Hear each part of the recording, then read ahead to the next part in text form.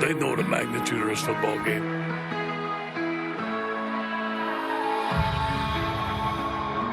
Two incredible programs competing at the beginning of the season. What more could you ask for?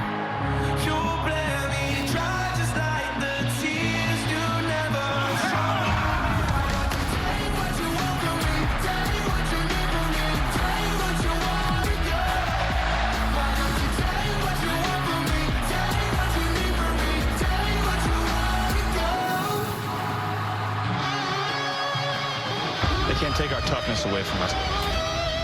They can't take our pride. LSU, it's going fast, going. The whole nation's going to be watching. Longhorn Nation, we're back.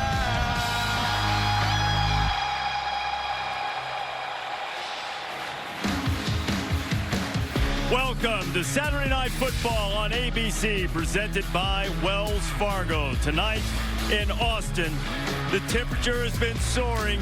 So too have the emotions and the anticipation as number 6 LSU comes rolling in to take on 9th-ranked Texas. These two don't play very often, haven't played in nearly 17 years, but they share enough old high school battles. They share a border recruiting territory that, well, things got a little animated in pregame. A lot of jawing, a lot of smack talk. I don't think that they were applauding the fact that LSU still thinks they're DBU. Caleb Chason, though, goes over and helps himself to some Texas water on the sideline. I don't think that was a peace offering from the Longhorns necessarily. I don't think so either. I think that chippiness has everything to do with Texas claiming DBU. Yeah. LSU takes exception to who has the best defensive backs in college football. Reese Davis and Kirk Herbstreit here. Chris Fowler covering the U.S. Open. And we haven't had the major upset in college football yet this season, but almost. We did in the big house. Yeah, Army gave Michigan all they could handle. Really outplayed them, but Michigan found a way to win the game. I think the game maybe that stands out to me is what Colorado did. Colorado and Nebraska. Colorado looked like they were down and out. Mel Tucker, the new head coach, first year, comes over from Georgia, teaching his team about fight. They came all the way back to win in overtime. Says a lot about CU, and all of a sudden we take a peek at them in the Pac-12. That's one that was a little testy as well, leading up to it, with Nebraska and Colorado being old rivals. Texas quarterback Sam Ehlinger has been anticipating this game. He was born to lead the Longhorns. Almost from out of the womb, he was flashing that hook 'em horn sign, and just as he idolized Texas players, now he is the one that they watch. Well, last year we saw him kind of break onto the scene and become a dominant performer at quarterback for this school. And you're right, he grew up in this area, went to Westlake, same school as Nick Foles and Drew Brees, and watched guys like Colt McCoy and Vince Young, and now he wears this jersey. And who better than to try to bring Texas back to being a national contender with a win tonight than a guy like Sam Ehlinger. And he looks across the way, and the quarterback for LSU seems a lot like Sam Ehlinger to me. And watching him will be Joe Burrow's dad, Jim, the longtime defensive coach.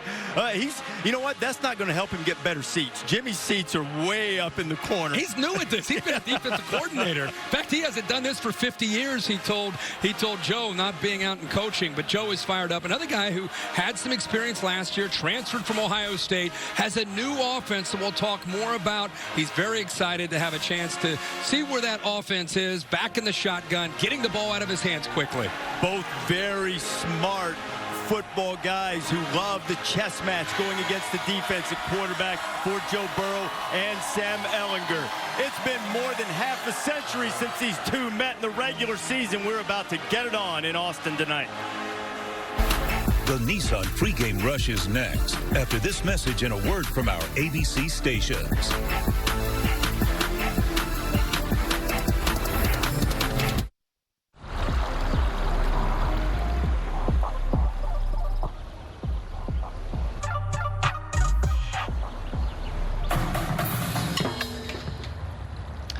Rookie. Welcome to the Nissan pregame rush. Nissan, premier partner of the Heisman Trophy.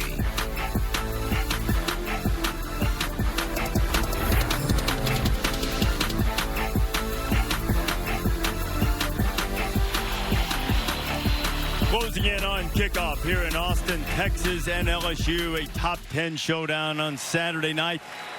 Kickoff temperature expected to be right at triple digits, and this has not discouraged the fans in the least, even starting with College Game Day early this morning.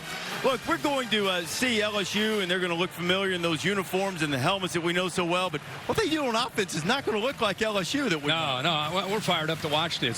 Steve Insminger is the offensive coordinator. He still calls the plays for LSU tonight. He'll be upstairs. What's different is Joe Brady comes over from the New Orleans Saints. He was obviously learning a lot from Sean Payton, Drew Brees, but before that, Joe Moorhead at Penn State. He's only 29 years old, but he brings a very diverse attack, and he has a veteran quarterback in Joe Burrows. Biggest thing you're going to see is they're going to be a shotgun, and look at the receivers.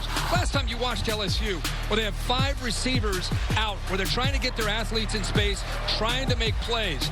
The run-pass option, you see top right, RPO game. So Joe is going to read the safeties on plays, especially in the red zone. That safety gets a little greedy, gets down, wants to make a play. They'll go right behind him, have a chance to hit one-on-one with their receivers against the Texas defensive backs. And as we said, LSU in the past, for years, going all the way back to the national championship against Alabama, they've won games with defense, special teams, not losing on offense. Tonight, they're going to start this new offense of getting their athletes in space and trying to attack as an offense. Can't wait to see how they do on the road tonight against Texas. They had 14 different receivers catch passes last week, and you see Texas, who runs a very similar style offense, touching the horns and getting ready to come out in front of this raucous crowd. This environment for game day is much different than what we've experienced in the past. Sam Ehlinger is the undisputed leader of this football team. He gets on players on both sides in practice, demands that they adhere to the standard, the culture that Tom Herman has set.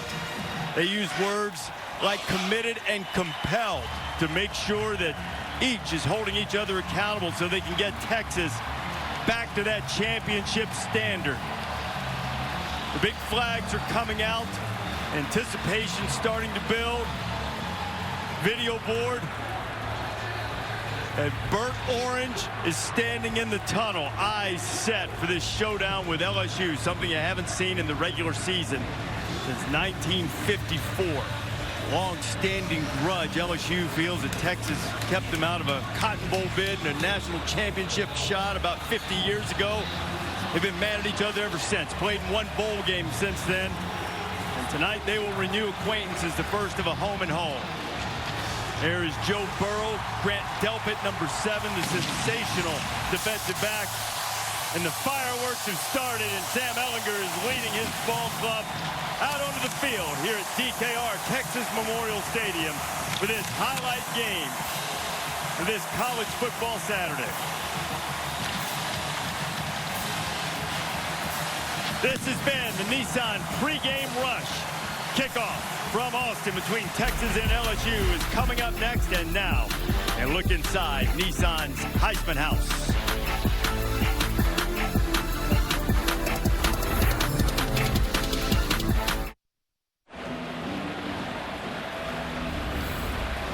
You're watching a presentation of the Big 12 on ESPN. Just finished the coin toss here in Austin. LSU won and deferred. Texas will get it first. Well, here's the good news, Kirk. It's not quite 100. There is some humidity, wind swirling down on the field a little bit. It did reach 100 again today. Both of these teams experienced that in camp. Texas had almost 3 weeks worth of 100-degree weather, and certainly it wasn't cool in Baton Rouge for Joe Burrow and the fellas either. Yeah, I think it could be hot for you and I and the fans, but I think these players are conditioned. Game already is in shade, so I don't think the heat will be a factor. And besides, Caleb Von Chason's already found where Texas keeps its water in the pregame. LSU kickoff team taking the field. Texas return guys, Deshaun Jameson and Devin Duvernay, are back.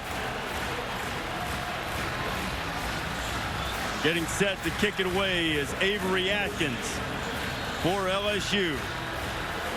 He had 10 kickoffs this year and got a pretty strong leg. Kickoff specialist for the Tigers. You look at Tom Herman.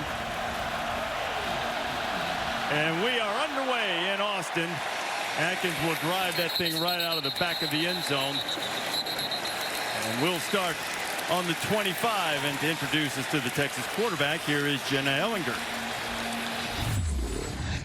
And starting at quarterback for the Texas Longhorns, number 11, my son, Sam Ellinger.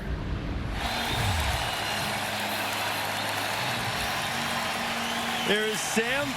He had a sensational season last year, 25 touchdown passes, 16 touchdown runs. That was a record for touchdowns on the ground by a Longhorn quarterback. Yeah, one of the great leaders. In fact, we're going to get a look at two great leaders at quarterback for both of these teams.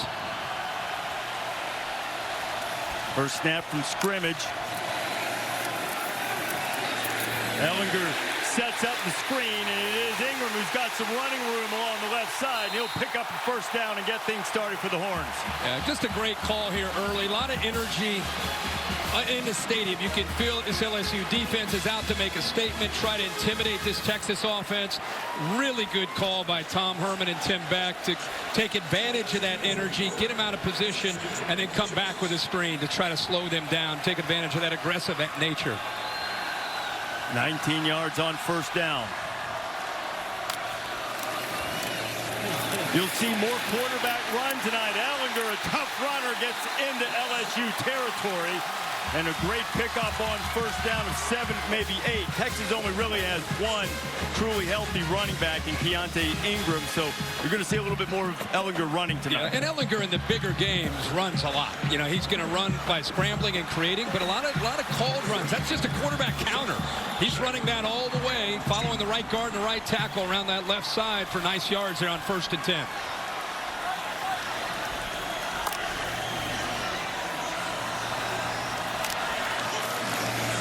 Second and 2. Ellinger with a down to play with. Takes a shot deep, and he overthrows Brennan Eagles, who had a big opening night with a couple of touchdowns against Louisiana Tech. Harry Vincent on the coverage. But after the great pickup on first down, they could afford to take a shot. Yeah, absolutely. And they're trying to create matchups with this offense, trying to give you multiple receivers, trying to get a safety matched up against one of these faster wide receivers. And Eagles can fly. That time matched up against a safety. It's a great matchup for Texas. And now the first third down of the night, 3rd and 2, and Ingram makes his second catch, and a tremendous open field tackle by Grant Delpit, the All-American. This you can make an argument that Grant Delpit is as good as any player in the country. Look about as a safety, he is fired up. Talk about leadership. He'll come up. He's known for his ability and range downfield, but this gives you an idea what he can do coming up in run support. Open field tackle, as good as you will see from a safety. So Ryan Buchevsky is lined up in punt formation for Texas. The freshman Derek Stingley is back.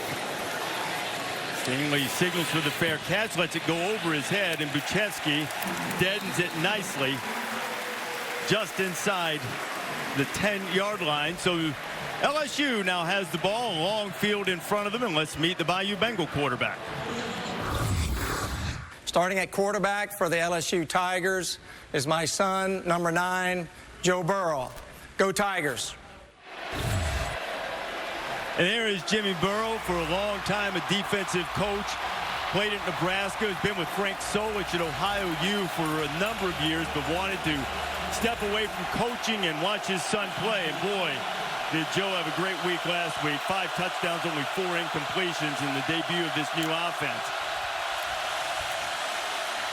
They'll keep it on the ground. And a pickup of a couple for Clyde Edwards-Helaire as we take a look at tonight's Chick-fil-A impact players. LSU's going to have to make plays on the perimeter. Need big-time playmakers. Chase, number 1, maybe the most talented receivers. Thaddeus Moss, the tight end, and son to Brandy Moss, 81, will get involved. You also see on the defensive side, Osai is an outstanding linebacker who's got to be able to make plays as an inside linebacker, but also as a pass rusher.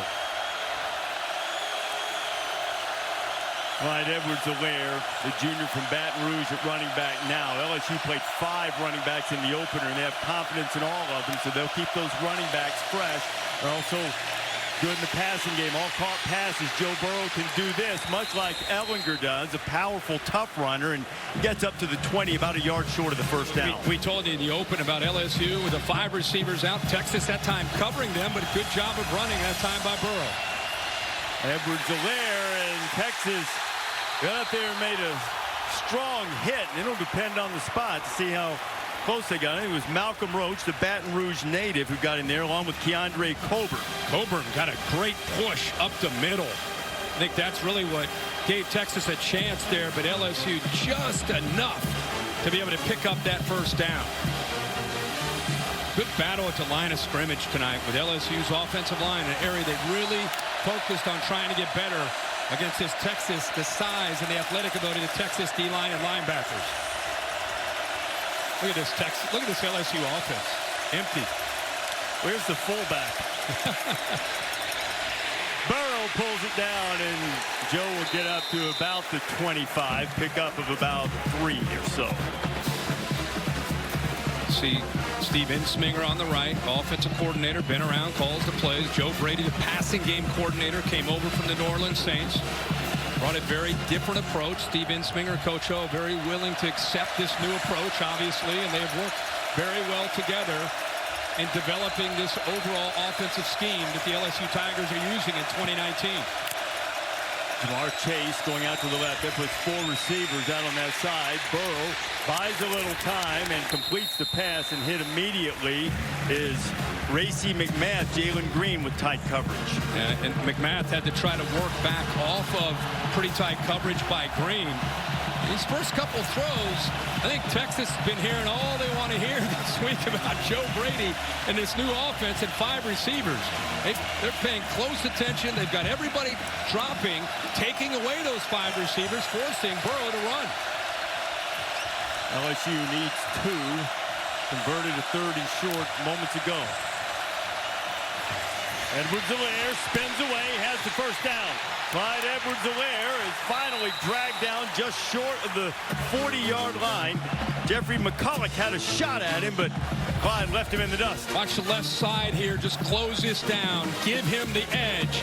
Thaddeus Moss, the tight end, does a nice job. You also see the receiver, Justin Jefferson. LSU going a little tempo here. Now Burrow takes a shot way down the field to the right side. Hey, he's got his man. It's Terrace Marshall. But Marshall's the receiver that LSU fans have been waiting and waiting for him to come on and become he was the #1 ranked wide receiver coming out of high school a couple years ago, and now you're starting to see in his second year the playmaking ability he can especially make downfield, but a great throw by Burrow, who was in rhythm and put that right exactly where Marshall wanted it. Picked up 38 and then back to the ground to get right on the cusp of the red zone.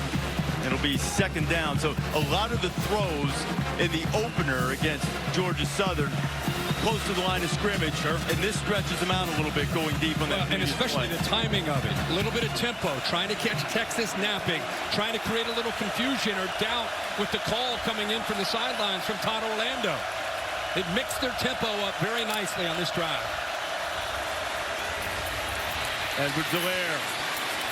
Texas closes quickly and then knocking down just inside the 20-yard line. B.J. Foster was the first one there. I think that's the biggest difference I've seen in looking at Texas, and I know it was just 1 week against an inferior opponent, but the speed at the 2nd and 3rd level. They're breaking in some new faces, but you can see the recruiting efforts of Tom Herman over the last couple of years. There's a lot more speed overall for Todd Orlando as the defensive coordinator to work with. Orlando's a guy who loves to create negative plays, and Texas could use one here. See what kind of pressure Orlando dials up. He gets some heat, and Edwards-Helaire can't hold it. B.J. Foster was right there, and McCulloch, and the Texas defense stiffens. Well, they like to go with those bunched formations, kind of condensed formation here to try to create some doubt or confusion. But B.J. Foster sat there, waited, read it the entire time. So even if Edwards-Helaire had a chance to catch that, he's not going anywhere. This is Cade York, a freshman from McKinney, Texas. He made a couple of field goals for LSU last week against Georgia Southern. Has a chance to break the ice on the scoring from 36 yards out.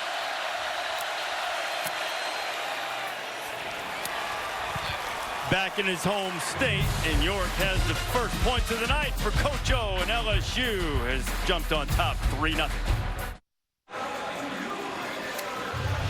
Here in Austin, LSU on top of Texas 3-0. Maria Taylor working the sidelines for us tonight. That's right, Reese. And I just heard the message to this LSU offense, and it was basically they cannot cover us at the wide receiver position, but we're going to have to stay patient. So they're not happy that they had to settle for that field goal there. But the message that I received from receivers like Justin Jefferson throughout the course of the week is that they love the way the new offense is being run. He said every single day we're watching Saints film, I get to watch wide receivers like Michael Thomas do their job, and it's been so much fun to say that we're running a pro offense in college. Maria, I'm seeing the same thing they're seeing. It's going to be a great battle on the perimeter with those LSU receivers and those young corners from Texas. Avery Atkins with his second touchback of the night as we take a look at the Chick-fil-A impact players on this side of the ball. Texas, of course, has to have Ingram, the back, stay healthy tonight and be able to give them balance. Colin Johnson, big, tall receiver at 6'6". When he's left one-on-one, he can make plays downfield. Chason, we talked about him earlier from Houston, fired up for this game. And Grant Delpit is already made his presence felt. The leader on the back end, one of the top players in all of college football. And a great open field tackle earlier. Stop the Texas drive. And now Ingram looking for a little running room in the middle and spins off a couple of tacklers and gets up across the 30-yard line. And Texas has had some early success on first down. For Texas fans watching Ingram, you see that left brace and a bruised knee throughout camp. Tried to rest it as much as he can. They say that he's close to 100%. Just continues to wear that brace to give him protection. But he's more physical, a lot faster in his second year in this offense as a sophomore. We've touched on it a bit, but they've had a remarkable run of bad luck at the running back position. Freshman quarterback Roschon Johnson is the backup running back tonight. He's really the only other guy they have healthy.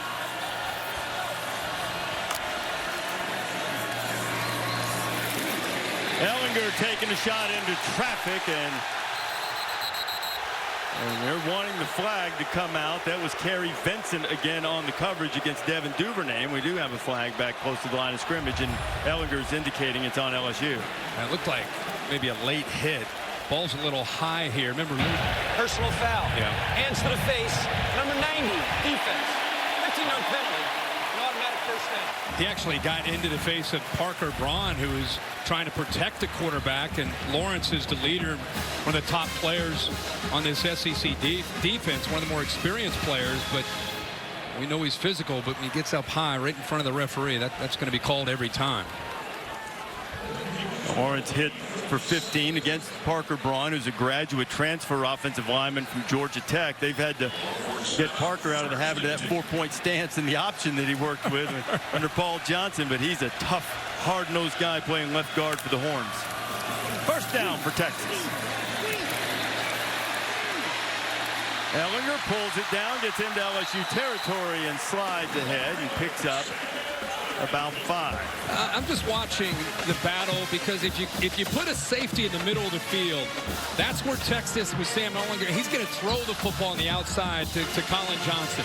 Up to this point, for the most part, LSU's kept a couple safeties back, trying to avoid that matchup. They just caught LSU's Jacoby Stevens coming on a blitz, and he was almost in Ellinger's pocket by the time the ball was snapped. So with 5 yards against LSU. Offside. Number 3. Defense unabated to the quarterback. 5-yard penalty. Second down. Go from 2nd and 6 to 2nd and 1. And that's Christian Fulton, one of LSU's standout cornerbacks. Fulton and Colin Johnson got tangled. Crowd's actually reacting, but I don't think this was intentional by Fulton at all. They just ran into each other. You can see they both went down. Fulton taking the worst of it, still on the ground. LSU medical staff out attending to Christian Fulton. While they do, we'll take a break.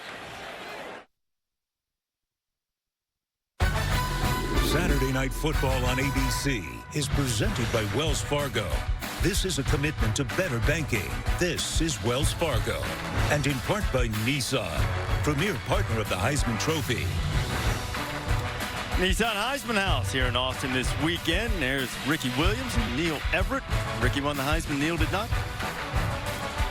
Neil is part of that Heisman House family. As you look at the Xfinity Skycam, you can check out our alternate angle Xfinity Skycam coverage of tonight's game it is streaming live on the ESPN app. We were just talking earlier about them keeping a couple safeties back, and you can see them back here. That's to protect themselves and trying to avoid that vertical throw by Sam Ehlinger. And Maria told us that LSU retaping Fulton's right ankle, and they reach into the bag of tricks, and now Ehlinger is going to be a receiver, and Sam Ehlinger catches the pass and has a Texas first down. I love that Duvernay, who has great speed, but the ball flying through the air is going to go faster than him running. He had the option to take off. Good job by the lineman not getting downfield, and he just flips it out there to the athletic Ehlinger to be able to make a nice play for a first down. Now the look to keep LSU honest. Ehlinger going up top, and they're going right after Cordell Flott, who replaced Fulton, and Brennan Eagles has it. Yeah, they went after the freshman, Scott. We just kept talking about safeties on the hash to protect. This time, they're not able to do that. Flott is there, but because of the long arms and the ability to adjust back, Eagles makes a great play on the football, and the young freshman, Flott, gets exposed there early. 28-yard pickup makes it first and goal. Ehlinger has it batted down and almost picked off. Rashard Lawrence got a big hand on it. Well, what we're starting to see on that left side is 90's a problem. 90 in white is starting to get penetration, and he's not doing it necessarily with quickness, just raw power, pushing him back into the backfield.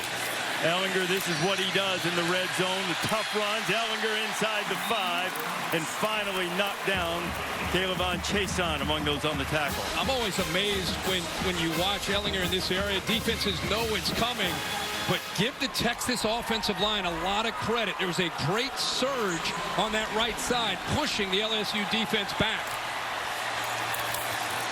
Ehlinger, it's like he wants to throw it, and now he'll just throw it out of the back of the end zone. Applying the pressure was Chason.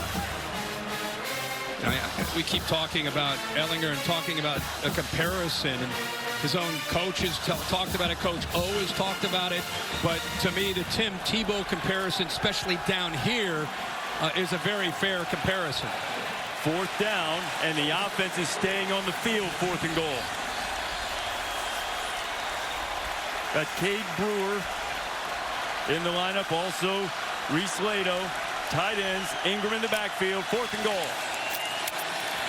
Ehlinger to a wide open zone, he dropped it. They had the right play drawn up, and Keontae Ingram couldn't haul it in.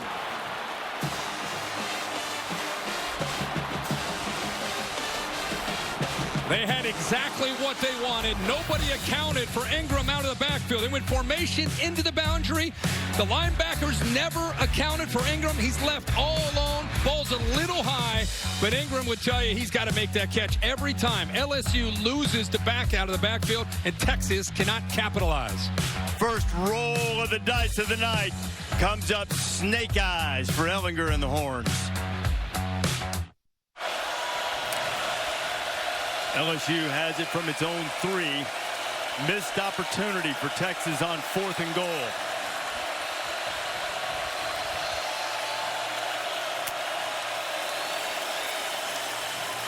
Burrow from his end zone taking a deep shot.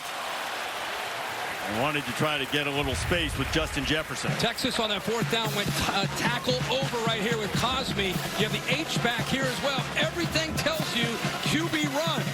That's what LSU's anticipating, but if they go the other way with the throw back to the tailback who is open, nobody there to account for him, and Ehlinger just feels like, oh my gosh, got to shake that off. Don't know that you would call it a bright side, but at least they have LSU backed up for the moment. Edwards-Helaire is greeted by Malcolm Roach, and not much doing. Fired up is Malcolm Roach, Baton Rouge native, leader, captain. They call him the glue of this defense. Look at him just pushing himself around, throwing offensive linemen around. Deculus that time, the right tackle, going head-to-head with 32. Third and long, inside, deep inside their own territory.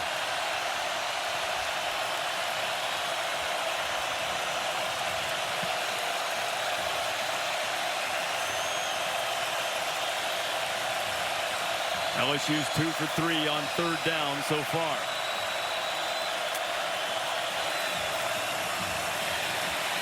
Burrow has it tapped out, intercepted. Joseph Osai has it, and Texas is set up right back on the doorstep.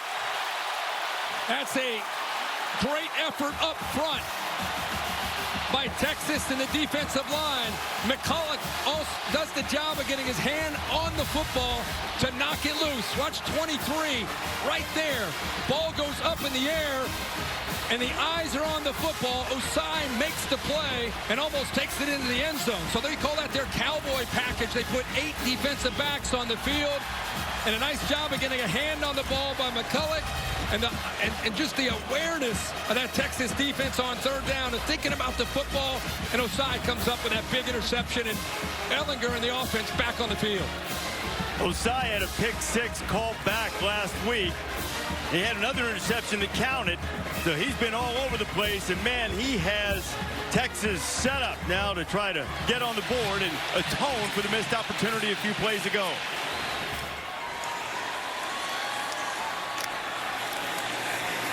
Ellinger picks up 1, maybe 2. It'll be 2nd and goal. He told us he dropped 3% body fat yesterday. And I said, you know, we both looked at him. He looks great. I thought he looked great last year, but he wanted to just get a little quicker. He's got the power. I mean, he's a powerful man in the weight room. But he felt like, you know, a lot of guys, they're trying to tweak something from one year to the next, and that was something he wanted to work on. But don't underestimate his leg drive and power that he has in this area. Ellinger, counter, going back, looking, straining. Touchdown!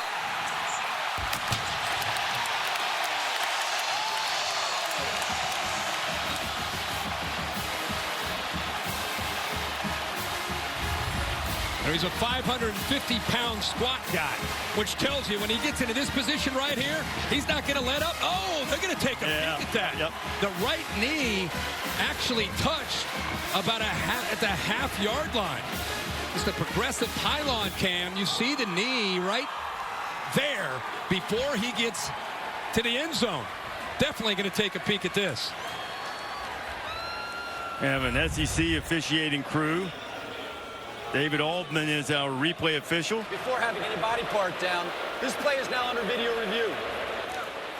And that is John McDade, our referee tonight. And Coach O's defense, we believe, is going to have another opportunity. I think they're going to mark that. And, you know, there's a little room there. I mean, it's fairly close to the 1-yard line, it looked like. We'll see exactly where they mark it. And we're talking about that leg drive and that power and how he hits the collision. He's not going to let up. That's where all that training and work comes in for him.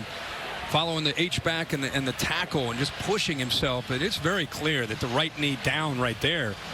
It's, you know, maybe inside the 1, maybe on the half-yard line, possibly. He's almost straight up. I think they'll mark it just inside the 1 where it will be 3rd and goal. Yeah. Dave Kataya telling us it's going to be the half-yard line. That's being generous, Dave, if they give him the full half-yard there. Dave Kataya, our officiating expert, up here in the booth with us. After further video review, the runner's left knee was down prior to the ball breaking the goal line plane. The ball will be placed at the half-yard line where it'll be 3rd down. And Dave's right again. They never place it on the 3/4-yard line, do they? No, Dave says actually they do. You know, these last couple series, they have had 4 plays inside the 8-yard line and not able to come away with any points as of yet. LSU just not giving in, showing some pretty good fight with their defense backed up near their own goal line. Let's see what Texas does. Remember, they tried to trick them. The last time they ended up dropping the ball with Ingram. 3rd and goal.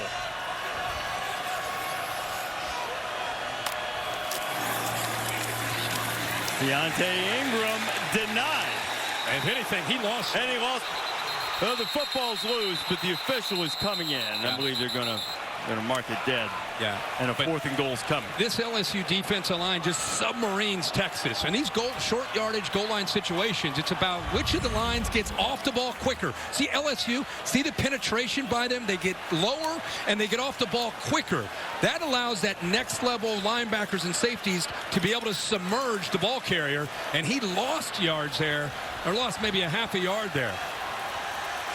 There's Patrick Queen coming in there. So Texas, it's 2nd, 4th and goal opportunity of the first quarter. Ellinger going right, being chased, not much room, and LSU stops him again. It was Queen and Glenn Logan. Yeah, but you also have to see, before you get to Queen, you got to look at this defensive line. You talked about Logan. Watch the push through here. It allows these guys to scrape with their speed. 97, Reese, you talked about there. Logan, he does a good job of pushing it, and then the linebackers are able to clean it up. So many times we've seen Ellinger have success in these red zone situations, but the Bayou Bengals were swarming, and Coach O loves him some defensive line play. 8 plays now from the 8-yard line or closer, and no points for Texas. So LSU takes over again inside its own 5. They tried a deep shot out of the end zone last time on the first play. Blitz coming, quick pass this time out to Justin Jefferson. Jefferson getting a little breathing room, and it's knocked down just short of the first down. Pickup of 9, Caden Stearns on the stop. That's 8 plays, 8 yards, or 8-yard line or closer, and just no points.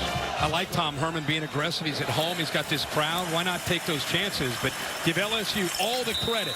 And you can say whatever you want. He had a drop pass for a touchdown. I get that.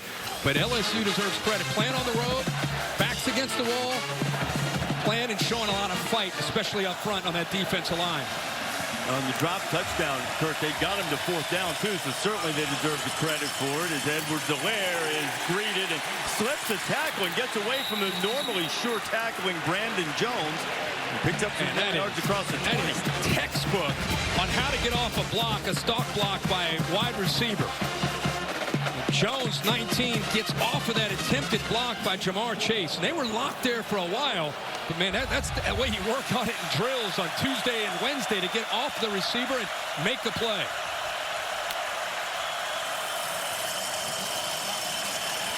Burrow ducks under the first man on the pressure, but not the second, as B.J. Foster gets him down.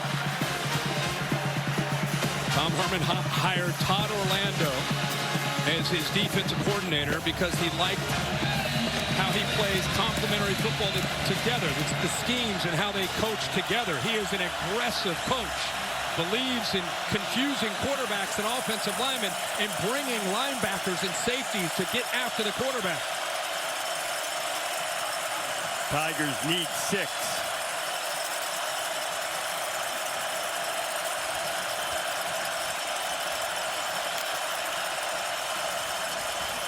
Burrow steps away from the pressure. He's got plenty of room to pick up the first down and more. And Joe, who's not much of a fan of sliding, will get out to the 35.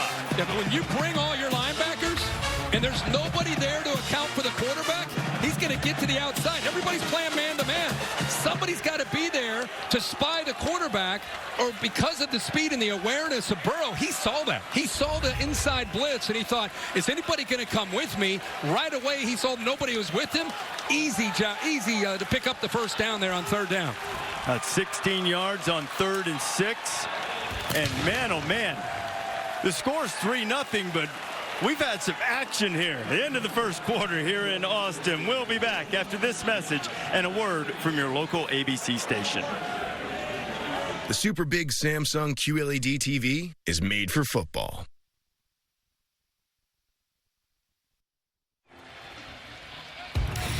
Sun's starting to go down in Austin. Welcome back to Saturday Night Football on ABC, presented by Wells Fargo. I want to go back to something Maria Taylor said she heard on the sidelines. The LSU receivers saying they think they can win on the outside.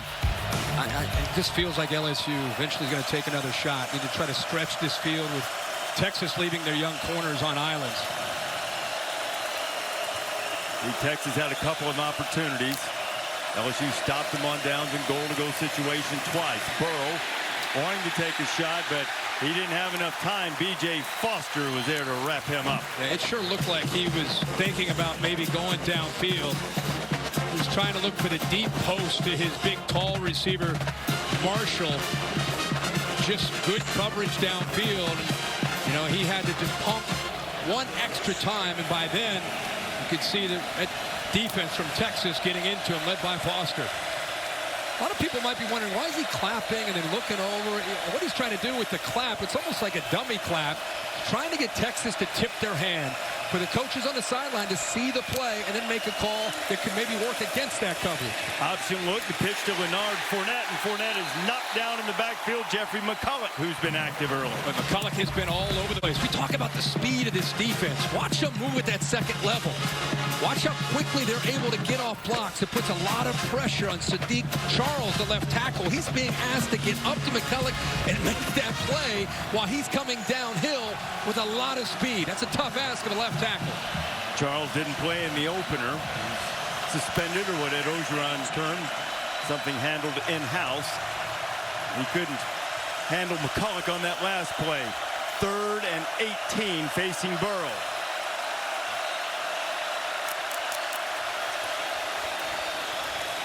Barely got the play off. Fournette carries it and gets up across the 35. That'll just give him a little bit more room to punt. Yeah, and if you think about that, where this drive started, inside, you know, their own 5-yard line, they're at least able to flip the field a little bit. And they got 33 yards, and they're all the way out to the 36. I mean, it was starting at their 3-yard line. So a couple first downs gives them a little breathing room and puts their own defense in a better place. Zach Von Rosenberg, the 28-year-old punter, averaged nearly 52 yards per boot last time, and driving it deep to Jake Smith. And Smith, maybe perhaps dangerously for the speedy athletic freshman, scooped that thing up and didn't have far to go. But Texas will have the ball back, down 3-0 to LSU.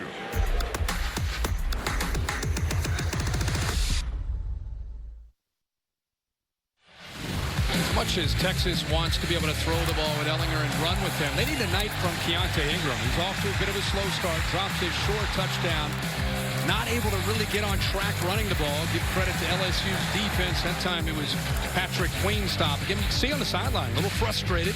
Only has a couple, 2 carries for about 7 yards so far in that drop pass. So slow start. Long way to go, though. He had a big catch on the opening play, but he's taking a break now, and the erstwhile quarterback, Rashawn Johnson, getting his first carry and showing good running skills as we check in with Maria. Well, Kirk, you mentioned that frustration. When Ingram came over to the sideline, he slammed his helmet down and started walking back and forth, and eventually you could see his teammates crowding around him, wide receivers like Brennan Eagles telling him, hey, keep your head in it. At one point, he actually grabbed his head and said, stay in it. Back to Johnson again, and Rashawn Johnson, who started coming in as a quarterback from a run-based offense, and they're really working on overhauling his throwing motion, but he's strong, he understands pass protection, and he's certainly athletic enough to run. And if you're keeping score at home, they've had a number of injuries. He was a quarterback from spring football all the way until 2 weeks ago. Last time he played running back, 5th grade. So when you're watching him, think about that. Last time he's a running back, it's 5th grade. He's out here playing against LSU after 2 weeks of practice. Well, the first down picked up by Johnson, and Ellinger misfires. He had an open receiver. It was Jake Smith. So, Kirk, you were talking about, and we were talking about the running back depth chart, and this is it. Rashawn Johnson and then Benda, who was moved from linebacker. They are missing Jordan Whittington, a freshman they were very high on, who had a torn adductor muscle, and he'll be out several weeks as he went to Philadelphia specialist Dr. Bill Myers to get that fixed up, best in the business, so he'll be good as new once he heals. But, you know, in the meantime, the Horns aren't deep there. No, Daniel Young, Darian Brown, Jarrett Smith, I mean, they just cannot stay healthy there, so they've had to move some guys that play other positions, a quarterback and a linebacker, to get some depth behind Ingram. Colin Johnson's brother's running back. He's banged up as well. Ellinger throws underneath. He completes it to Eagles, and Brandon Eagles is hit short of the 40-yard line. Takes a big hit there. Michael Divinity was in on the tackle, and it'll be 3rd down. It's the best thing you've seen today. What a setting here in Austin. A couple years, they'll finish the end zone project. In 2021, it's about as beautiful of a stadium as you'll see in the country. And it is going to be spectacular when they finish. They've overhauled the entire game day experience here in Austin. Texas hasn't converted a third down tonight. This would be a very good time for the people in Burnt Orange, and they do. The catch and immediately hit is Cade Brewer, but he got enough for the first down. Jacoby Stevens bringing the lumber, but the chains will move. Yeah, that's where as a tight end, you know you're about to get hit. The safety knows you're running right to the first down sticks. He gets a running start. Stevens just unloads into Brewer, but he holds on to it. Ellinger taking a deep shot for Johnson. Colin Johnson is out there. Did he hold on to it? Yes, he did. I think Stingley got it. Oh, did Stingley get it? My apologies. You're right. Well, they're discussing things right now. The two officials are talking. You know, the ball was, as they hit the ground. Catch by Texas. First down. Wow. Because, Reese, what I saw is the ball was kind of between the two of them as they hit the ground, and then Stingley, after they hit the ground, took it away. That's the one-on-one matchup Texas wants. You see how? Well, that's a tough angle there. Yeah, that might be able to see better here. That's a true freshman against a veteran, one of the top receivers in the country. A great matchup. See, that ball is loose when they hit the ground. I don't know. I just don't know if Johnson had possession when he hits the ground. And Stingley just ends up taking it away from him after they go to the ground. Simultaneous possession would go to Texas, but from the angle we saw a moment ago, that looked more like the Stingley had it. It looked like his hand is in there the entire time. Obviously, the ball is loose there. It's still loose. Boy, there's no way. There's no way that's a possession and a catch for Texas. If anything, incompletion or an interception for LSU and Stingley. And you also have to look here and see if before Stingley got possession, did he touch out of bounds, too. But does he have it before that foot goes out of bounds? This is the beauty of having Dave Kataya up here in the booth, because we could just hand it over to him and see what Dave thinks. All right, here's the interesting issue with this. Now, the rule is control with the foot down, but that ball right now is moving, and it hasn't hit the ground yet. Boy, does it hit the ground there? He hasn't hit the ground yet. Now, watch this. Let's see if it hits the ground. After video review, the ball hits the ground prior to possession by either the receiver or the defender. This is an incomplete pass. It'll be second down. Safest call. I thought it was either an incompletion or an interception. I agree. And if Johnson never really had the ball, did he? No, and if you could let that replay run a little more, I think you'll see that point of the ball hit the ground. So all that for second down. And it sort of brings me back to the point that I made at the end of the first quarter. All of this, it's 3-0. Right. Colin Johnson is one of the best drop rates in terms of, making every catch he has the opportunity to. And Stingley was the #1 cornerback in the country coming out of high school. He has already made his presence felt for this LSU team. And they had a battle, and they'll have a few more tonight. Going to try the other side away from Stingley, and Sam's shot for Brennan Ingles is too high. And Christian Fulton, good to see him back in the game, is on the coverage. Continue to go look for the one-on-one matchups. The safeties are the key to Sam Ellinger on first and second down. Chason turns the corner, can't get there, and Eagles catches it and keeps his feet. Brennan Eagles into the end zone. Touchdown, Texas.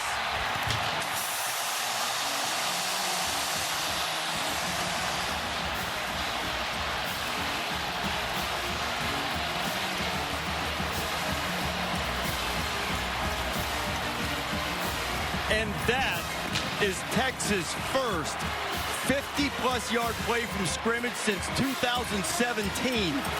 Think about that. 3 straight plays where Ellinger goes downfield attacking the corners, trying to win a one-on-one battle. Even on 3rd and 10, they went back to it. That is Eagles third touchdown catch of the year. Well, Eagles is 6'4", Johnson is 6'6". I keep talking about the safeties over the top to protect these corners, even though they're talented. Fulton took a chance, a gamble. He tried to undercut it to make a play on the football, and he underestimated where that football was thrown. It got over top of him. An easy catch for Eagles. Walks into the end zone for the Horns. Saturday Night Football, presented by Wells Fargo on ABC, is brought to you by Buick, proud partner of the NCAA. Dell. Call a small business technology advisor at 877-BUY-DELL. And Pacific Life, 150 years strong. Protection and retirement solutions for your future. Aerial coverage from Austin tonight is provided by Goodyear, recognizing those who rise above the rest. Goodyear is more driven. Texas just got that 55-yard touchdown pass. Kirk, Sam Ellinger, Tom Herman both said they had to win one-on-one battles, and that's it. Eagles won one there. Kick will go into the end zone. LSU's first 3 drives hadn't started better than their own 11, so they'll be happy to start at their own 25 after that.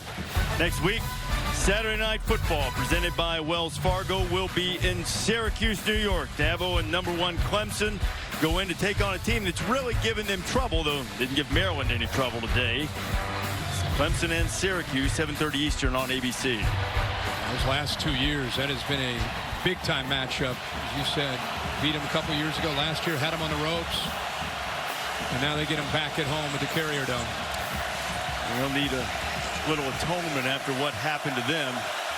The Terrapins today. Maryland laid it on Syracuse. Clyde Edwards-Helaire picking his way and gets maybe 4.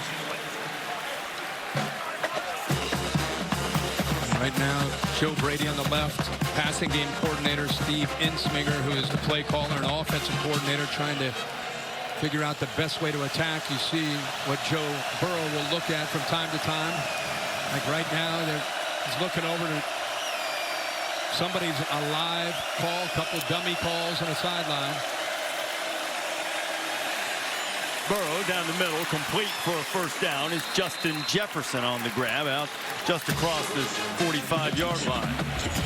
Good job of the offensive line, giving him just enough time. You see a blitz that came in late off to his left, but they gave him enough time. And a nice vacancy there in the zone to hit Jefferson. Pick up at 17, and Edwards-Helaire, if McCulloch hadn't been there, had a little running room, a short gain of 3, maybe 4. Yeah, 4 verticals, just clearing the Texas defense out and then just trying to create a little bit of room underneath to the back and see if he can make somebody miss. Trying to create space for their athletes. And LSU getting lined up quickly. New tempo-based offense. Burrow leaves it inside, and Edwards-Helaire pops out of the crowd. Glides inside the 30 and down close to the 25-yard line, and the Bayou Bengals have something brewing. And you mentioned Charles missed this game last week. Watch him seal underneath and then just do enough. You know, a lot of times you don't even have to necessarily put a guy on his back. Just get in the way of a blitzing linebacker and give your back leverage and a chance to cut underneath you. Pickups of 17 and now 24 on this drive. Leonard Fournette was greeted immediately, but fought ahead for 1. There's a flag down.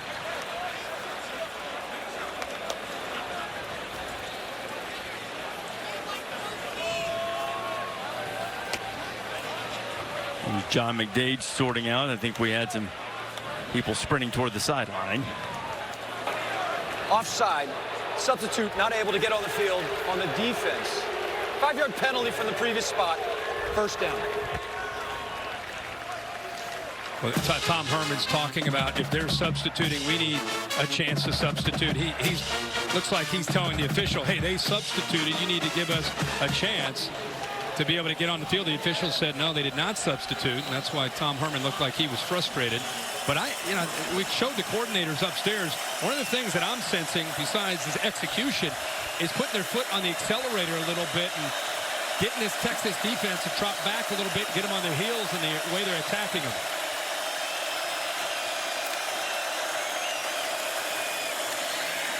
Burrow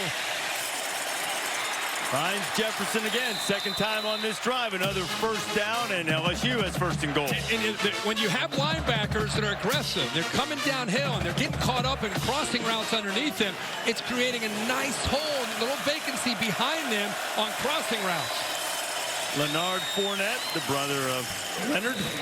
A short gain on first down. A couple times we've seen him have time to throw, and he's dumped it underneath to just give those linebackers enough to think about things that could happen in front of them.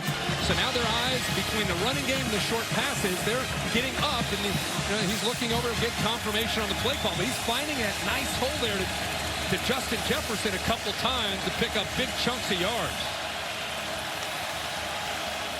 Seventh play of the drive coming on second and goal. Burrow still has it, firing into traffic, and it falls to the ground. Brandon Jones almost had a chance to pick it off. Yeah, he's trying to move the safety 7. Stearns with his eyes takes a chance throwing that ball back into coverage, and he's lucky that Brandon Jones, the veteran in the back end of Texas's defense, doesn't come up with a pick. See, he moves 7 enough, but 19 he underestimates, and nice job of extending, laying out. Ball's thrown a little behind. Jones almost comes up with a pick. So now this is the end of the field where people have had trouble getting into the end zone. Texas has stopped on downs twice on this end. Right in front of the student section, too. Burrow fires, and it's caught by Justin Jefferson for the touchdown. How fitting. Twice, we just talked about how they're getting the ball to Jefferson behind the linebackers. Why not try it again? Watch the linebackers unaware of what's behind them. Unaware, and see that big hole? Third time on this drive, they've been able to locate between the linebackers and the safeties. There's a good look at Burrow's eyes. Does what he needs to do. Knows he's eventually coming back. He was trying to move 7 just enough. Stearns, and then come back and make the throw to Jefferson, who had enough room to catch the ball and then hold on to brace himself before Stearns hit him. How about Jefferson now with 4 catches for 44 yards? He was the big play man on that drive, along with the run by Edwards-Helaire, and LSU answers Texas' big play with a touchdown drive of its own. And Joe Burrow and the Tigers regain the lead at the halfway mark of the second quarter.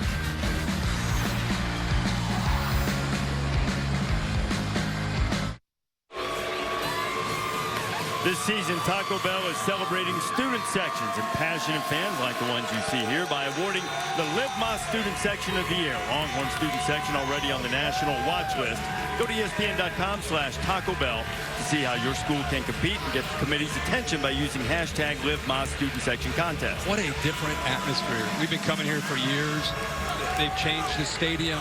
New athletic director, new approach to home games. Student section now is general admission, so first come, the first ones here are going to get the best seats, and it's a totally different scene here. No blocked seating. Longhorns will have it on the 25. Chris Felica. What does Chris Felica have for us?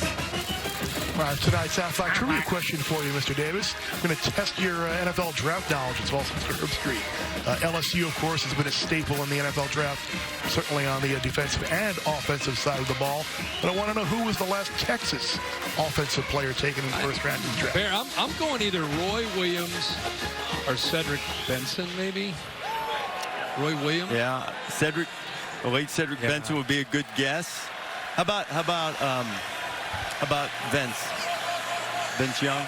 Yeah, well, that would be the easy. Yeah, he would be the easy. There's got to be somebody since then, though, right? Yeah, it's a sneaky. Somebody since then. Somebody's sneaking around. Yeah, Vince Young first overall. Yeah. You were all over the place, but one of you did ultimately answer tonight's Aflac trivia question. It was easy. It was Vince Young. 2006. I'm thinking that was. Sometimes your first instinct's the right instinct, but it's amazing to think that Vince was the last guy taken. Bear, that is remarkable for the success that they've had. They played for national championship a few years after that, and for the 2009 season.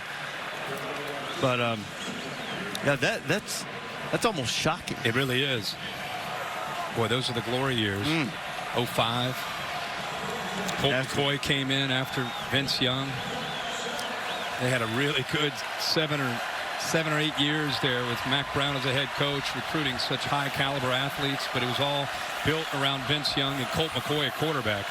And really, he hadn't had that type of stability at quarterback until Sam Ehlinger took the job and really asserted himself last year. Here is Ehlinger on third down. Ehlinger, and the flag comes flying out. Yeah, the Texas receiver Duvernay is actually tackled this time by Jacob Phillips. Officials saw that and will call that and give Texas a first down. Phillips is a hard hitter, but sometimes in Holding, 6, defense against an eligible receiver. This is a 10-yard penalty for the previous spot with an automatic first down. That's not always his strong suit, is dealing with guys in space. No, he is a, as you say, physical linebacker at times, does struggle in coverage. Coming out of high school in the Nashville area, actually played on offense, but also a linebacker, safety type of guy. But when he gets matched up one-on-one, especially against a quick receiver like Duvernay, that can be a problem. So the penalty gives the Horns a first down. Ehlinger stands in, fires into the seam in the middle, and he has Duvernay for another Texas first down. Now the offenses are cranking up. Remember, the last time Texas had the ball, they were going downfield. Now you got a couple high safeties, so instead of going out wide, now you got to try to go into the middle of the defense. Picked up 17. Ehlinger underneath. Ingram has the grab, and Phillips closed quickly. So just so you know what Sam Ehlinger's looking at, and he does this every week, it's not just against LSU. Because they're so good on the outside with their wide receivers, Eagles on one side, Colin Johnson on the other. We've got an injury. You're looking at the two safeties that really dictate the passing game and how Texas wants to try to attack a defense. There's one of those safeties, Grant Delpit. It's Braden Fajoko, the transfer from Texas Tech, who's down on the ground for LSU. And on a hot night, big defensive lineman will be working on Braden. We're hopeful it is just cramps. LSU with the lead when you come back. Don't forget to check out our Target Command Center coverage of tonight's game. It is streaming live on ESPN3 and the ESPN app. You can keep up with the stats, have a lot of different looks at our coverage of LSU in Texas. Texas 143 passing yards, and their main target, Colin Johnson, yet to make a play. LSU doing a good job of trying to take away the downfield pass. I keep talking about the safeties, and the reason you see typically two back there is the respect they have for that deep ball on the outside. If you get one-on-one, that's when you'll see Ehlinger take those shots. Rashawn Johnson back into the game at running back, and Rashawn works his way just inside the 40-yard line. It'll bring up third down. I think LSU, they feel confident with their front, with those linebackers, and trying to defend the run. Keep those two safeties back where you don't have to necessarily get them involved in run support. And you can help with Dave Aranda. You can help with the safeties and taking away the height, 6'6", with Colin Johnson. It's tough when you're left one-on-one against an undersized corner. Texas needs to get it to the 35. LSU almost jumps. No contact. Ehlinger standing in. Really good job by Cosmeo and Taylor Chason, but Ehlinger took way too long, and he'll be stopped. Jacoby Stevens coming in there. Yeah, nice job. You touched on it. The left tackle, Cosme, we thought he had his hands full against Chason, but he is giving, watch on the left side, 52. You're talking about an outstanding pass rusher. He looks like he might be holding on to that jersey, but there's nobody open downfield. Nothing that Sam can do except to eat it. And I'm, you know, with his athletic ability and legs, sometimes he'll take off and pick up a first down, unable to. Great defense. Well, Cameron Dicker out there, career-long 52-yard field goal. Right now, they're lining up like they're going to let him unleash one from 58. See if he does that when you come back. Aerial coverage from Austin tonight is provided by Goodyear, recognizing those who strive to rise above the rest. Goodyear is more driven. There's a fourth down right at the 40-yard line, 4th and 5, and Texas sent the field goal unit out. I suspect they were trying to catch LSU unaware and they were going to punt it anyway, but now they send the regular punt team out. and Ryan Buchevsky, who's adept at killing the ball inside the 20, forces a lot of fair catches. The dangerous freshman Derek Stingley standing at his 10. And Derek's not going to get a chance at that one, and it goes into the end zone. It'll come out to the 20.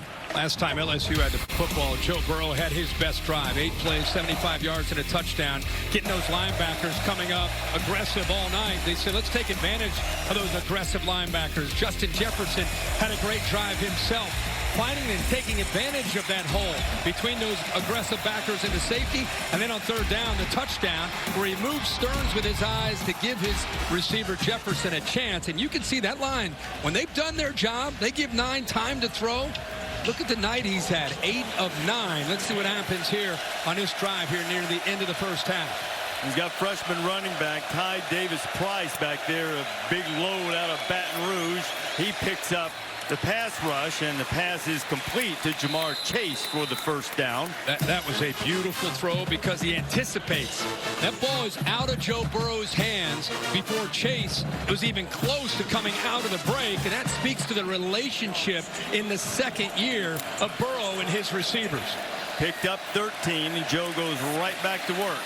Into the middle, and he's got Marshall. Terrace Marshall is into Texas territory, and the Tigers are finding their rhythm. And finding a rhythm and continue to go into that hole.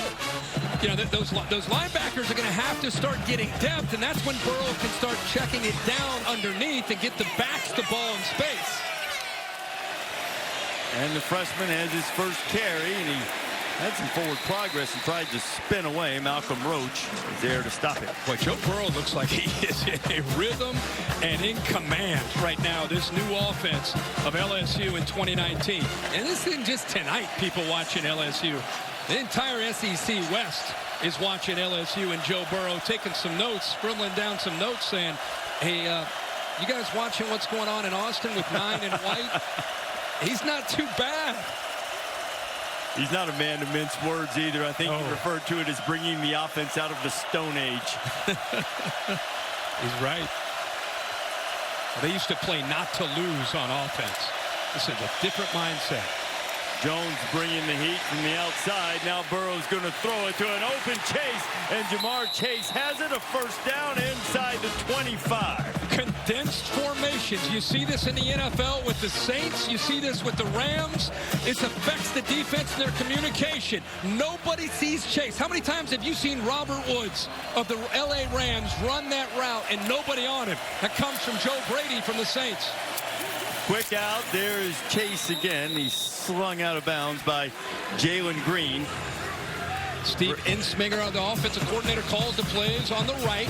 Joe Brady came over as the passing game coordinator. They felt that they needed to open things up, give their athletes a better chance, so they went to the Saints and found Joe Brady. Edwards-Helaire slips a tackle, and he works his way inside the 10, first and goal again for LSU. You notice those linebackers, with everything that's been happening the last couple series, aren't quite as aggressive firing down. Now they've got a lot they're thinking about. They've got to worry about Joe Burrow back there. They've got to worry about the ball being thrown behind them, just enough to make them hesitate. Gives the running back Edwards-Helaire enough room to get up there, and those linemen a chance to get up there to block him.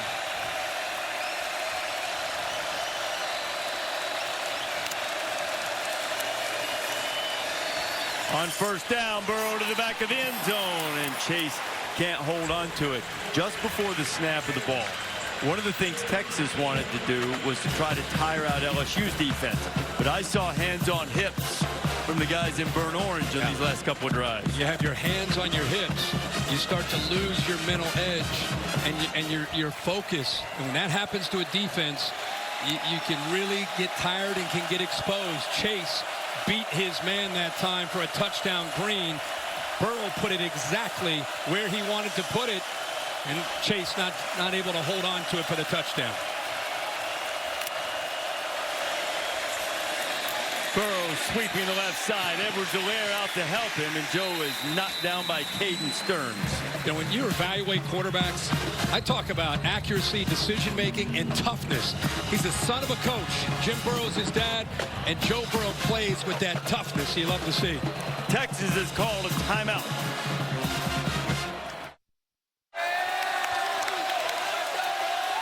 Cade York lining up for a 33-yard field goal attempt for LSU, trying to put the Bayou Bengals up by 6. And York is true for the second time tonight. He has great lift on those kicks. And he's made a couple of them for Coach O. Another good drive. There's a former defensive line coach smiling at a kicker. One of the rarest things you'll ever see in football. Coach O's team up by a half dozen with $1:41 left to play here in the first half. Big 12 now on ESPN Plus. Gotta have it. If you're a Big 12 fan, exclusive home for more than 50 men's basketball games, hundreds of other Big 12 games, including women's basketball, original content like the Les Miles All Access show during college football. You can sign up today at ESPNplus.com. And we've got a who's who, a cavalcade of celebrities here. Jordan Spieth, Texas X. There's the Undertaker. He joined us on the Octagon. Yeah, big Texas Longhorn fan. There's Mo Bamba, great center from the Longhorns in basketball, and the Minister of Culture, Matthew McConaughey. Changed his hat from this morning. How about that car he brought in today, great. too, with the Longhorns on the front? 2 shirt day, 2 hat day. So 1:41 to go. Texas will have it at the 25-yard line next week. Saturday Night Football presented by Wells Fargo will be in the Carrier Dome in Syracuse. #1 Clemson coming in to take on the Orange. It's next Saturday at 7:30 on ABC. It's streaming live on the ESPN app. I tell you what, Clemson was just methodical today in the way it just squeezed Texas A&M to death. Orange went to 268. It wasn't necessarily a dominant performance, but it never felt in doubt. Never, ever. Not for 1 second. Well, Texas A&M got a touchdown that meant a little something to some late in the game. You've got a timeout. You got a veteran quarterback and a 1:41. Let's go get in the field goal range is what you're thinking, right? And throw that flip out to Ingram, who dances out of bounds to save time. They took advantage of the aggressiveness on the first snap for Texas, but this time LSU was ready for it. See what kind of coverage Dave Aranda, defensive coordinator from LSU. This is an important series for both these teams. So LSU is taking this crowd out of the game. They're up by 6. Would love to get out of here up by 6 heading into half. We have the Aranda Tom Herman chess match. They were both at Cal Lutheran together. Dave crashed with Tom for a while. No, Patrick Queen got in there quickly. And Ellinger did a great job to get away and then threw it downfield. Queen was in there in a heartbeat, and Ellinger did very well to avoid the sack. Did you see Dave Aranda? Aranda brought the blitz that time right up the middle with Queen, and the center Shackelford, a veteran, just over adjusting a little bit too late. Makes you wonder if miscommunication on the protection call, but nobody accounts for him right at the middle, and Ellinger lucky he was able to even keep that play alive. 3rd down and 9. Texas used a couple of timeouts for this opportunity, but they don't get a first down here. LSU might get it one more time with some time. Pressure on Ellinger, and down he goes. It's Caleb on Chason. Well, you think of Chason, you think of him coming from the outside with his speed. But here he lines up, you think about this, but instead it's a stunt back to the inside, and nobody's able to account because of that call by Aranda. Nobody's able to account for one of the best pass rushers in the SEC. They slid towards him, anticipating that outside speed rush, but a great job of being a step ahead by Aranda, bringing him back underneath. Nobody picked him up. Chason missed last year with an ACL injury. Suffered early in the season. He missed a lot of time in camp, too. Second day of camp, he hurt an ankle, but he appears to be the picture of health right now. Great to see him back. Not great for SEC fans outside of Baton Rouge, but when you pull for these guys, it's good to see. He had a big game against Miami, as you said, week 1, and then the injury. And the punt going to drive Stingley all the way back inside his 35. Derrick makes a man miss. He's got a little room. He gets across the 40. And Coach O used the timeout wisely. Now Burrow, who's been red hot, has a $1:13 to go to work. Coming up, stay tuned for the Dish Halftime Report. Kevin Negande, Mark Sanchez, Jonathan Vilma. They'll have all the scores and highlights. A busy week in college football. And I'm sure he'll get us up to date on what's going on with Buffalo and Penn State. Yeah. It's always fun to hear those scores. How about Matt Brown knocking him off one coordinator at a time, too? I think Max got a lead on his former defensive coordinator, Manny Diaz. Up 17-3. All right, you said Joe Burrow. We keep talking about Sam, his chance at the end of the half. Now, Joe Burrow, definitely a guy in this new offense that's trying to pick up some points. I want to see how Texas tries to defend an offense right now that's gaining some confidence. Joe's hit 10 of his last 12 passes. And make it 11 of 13. How about Jamar Chase? You know, it's just a different rhythm, a different confidence, balance out of Joe Burrow. Look at the position. Chase turns around and the ball's right in his face. Everybody was critical last year of Burrow's accuracy. In this offense, that's not a problem. He's accurate again. Jefferson trying to get away from the tackle, and he's just outside the 20. About the fourth time we've seen that same route. Texas giving up the crosser behind the linebacker, and Burrow takes it every time. Pickup of 18. Burrow right back at it. Into the end zone. And Jefferson is there. And Burrow with the quick strike. And LSU trying to put this thing in a hammerlock just before the half.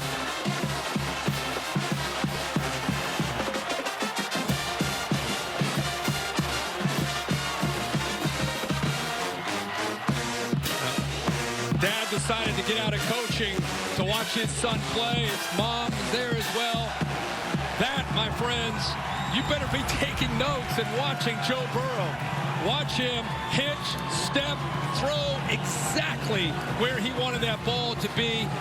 Up, high, and back where Jefferson can adjust. The Texas defender never sees the football. And I tell you, as much as I love watching Burrow, this Justin Jefferson is a big-time receiver at LSU. You know what? This is very much based on the New Orleans Saints offense. That's where Brady came from. I'm not going to say he's breezed, but there's another number 9 that would be proud of that drop. I think they're checking just to make sure that his elbow got underneath his arm, got underneath the ball, and they cleared it. It's a touchdown for the Tigers. I don't think there was ever any doubt about that. Jefferson blocked those big mitts on it. Took care of business, and boy, oh boy, Texas missed a couple of opportunities on goal-to-go situations early, and here at the end of the half, LSU is starting to carve up that Longhorn defense, and they have a 20-7 lead. Coach O's feeling it right now. He sure is. This offense was well advertised that Joe Brady came over to kind of help Coach O and Steve Ensminger on, you know, let's open this offense up. Let's take a few more chances. Let's be aggressive. Let's attack. Joe Burrow said this week, we want to be one of the best offenses in the country. And we all thought, oh, that's good. Let's see how they do on the road against Texas. And, you know, it's a half so far, but you got to be really excited to see what we're seeing from Joe Burrow, the rhythm, the balance that he has. Last year he was under center. It just wasn't a fit. He grew up in this kind of offense, and you can just tell the different level of confidence that he has in this offense. There are many years that LSU, after stopping Texas on that last defensive series, Kirk, would have been perfectly content. Let that clock wind down, run out, go to the half with a 13-7 lead. Instead, they call timeout. They get it back, and boom, boom, boom. Now the lead's 13. And see, I think that's the thing. It's not just an offensive philosophy. It's a different approach by LSU as a team. It's no longer defense and special teams and avoiding a disaster on offense and being conservative. Now it's what their fans have been waiting for years. Opening things up, having a quarterback that can attack a secondary. And right now, the way LSU is attacking that Texas secondary, even though they have the lead, they can just keep pushing the ball down the field against the Texas defense.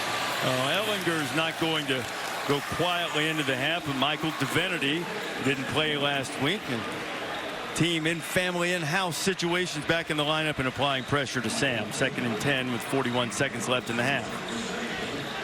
You know the folks in Tuscaloosa are watching this one. They're saying, what's going on with the LSU offense? It is something foreign to most of the SEC, and man, Coach O had a vision of what he wanted on offense. He found the right guy. Steve Insminger has been very gracious in allowing Brady to teach them the offense and then implement it. Now Texas keeps it on the ground with Ingram with half a minute to play here in the first half, and Longhorns might need to go in and regroup. Yeah, Texas cannot get the ball thrown downfield at all. Their best receiver, Colin Johnson, up to this point, doesn't have a catch. He's 6'6". He catches the ball on everybody that he faces in the Big 12. This is an SEC defense. They wanted to challenge him at the line of scrimmage. They wanted to put safeties over top of him. First half goes to the LSU secondary. Remember that DBU? Is it Texas? Is it LSU? After one half, it's LSU. They only gave him 3,000 tickets, and they put them way up in the nosebleeds, but they are making some noise here in Austin as LSU has a 20-7 lead. That's the end of the first half here at Texas. Halftime report with Kevin Negandhi, Mark Sanchez, and Jonathan Vilma is coming up right after these messages. You are trained and built for games like this. You're built for them. Got the Tigers and the Longhorns just going down on the 50-yard line.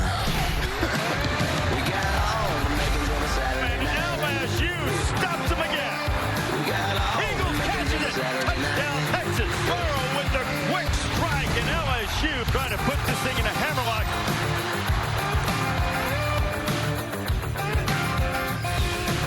Welcome back to Saturday Night Football on ABC, presented by Wells Fargo, and this presentation of the Big 12 on ESPN. Texas trailing LSU 20-7 here at halftime. Maria Taylor caught up with Longhorn coach Tom Herman.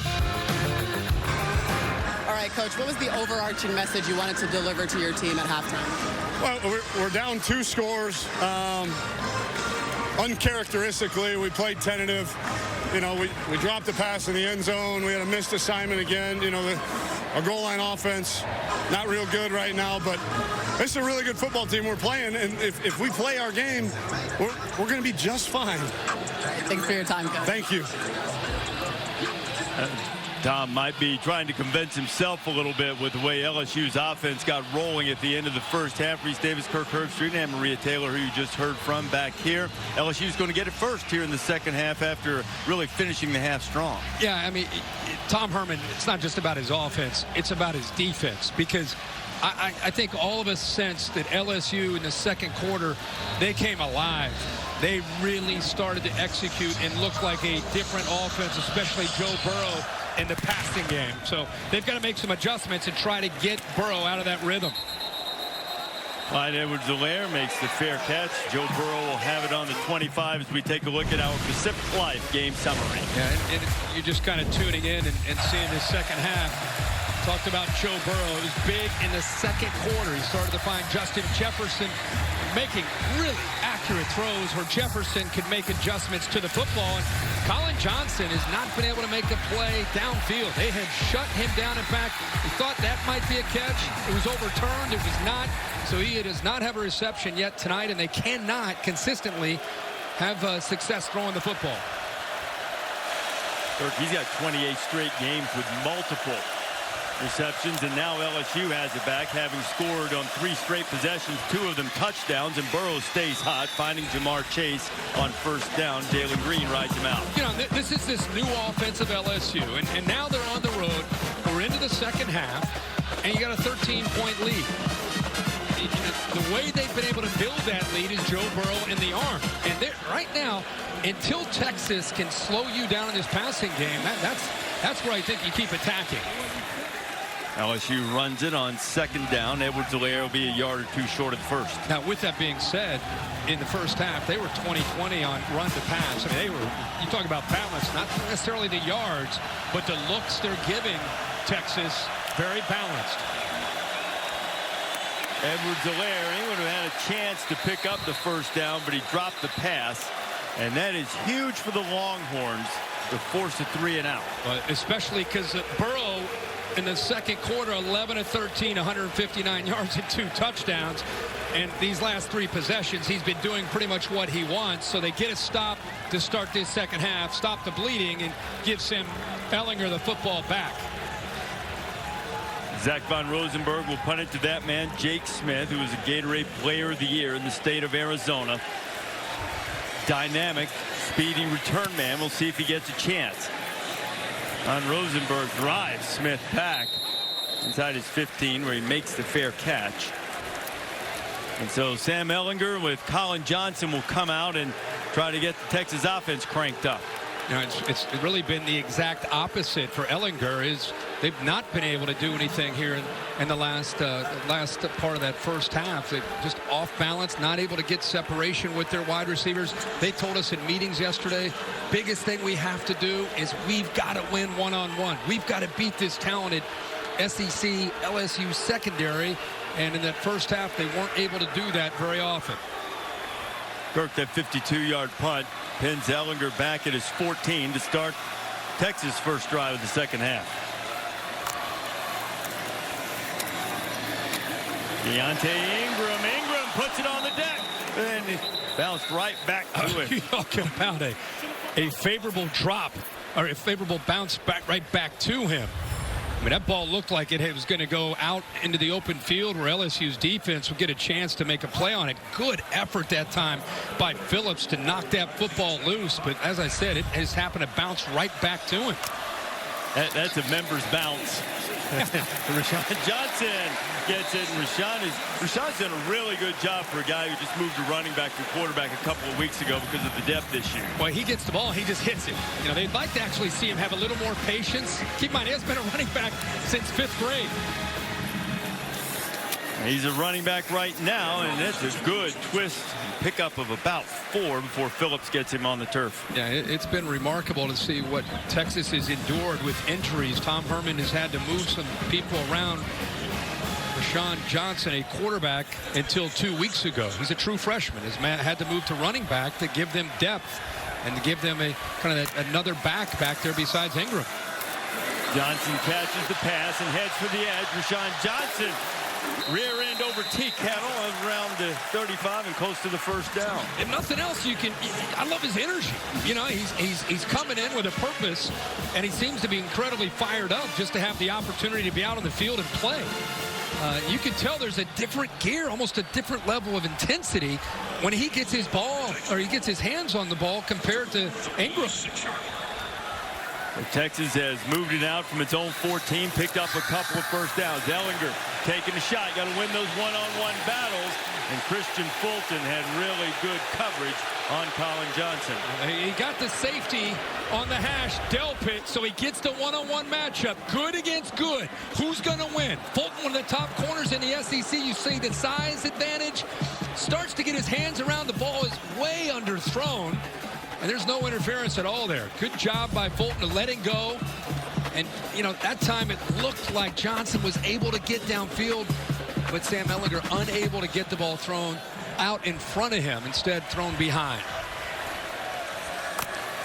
Sam hasn't been quite as accurate always as we've seen in the past, though that one was right on the money to Devin Duvernay, and another first down for the Longhorns. And so here's that run pass option. He's looking at these linebackers and his safety. When he senses that they're going to come up, he's going to pull it out, throw it right behind them. Good read, in rhythm that time. Puts it into the running back's stomach. Feels the safety, that hang player he's trying to put in a conflict. Makes a good read and a good throw.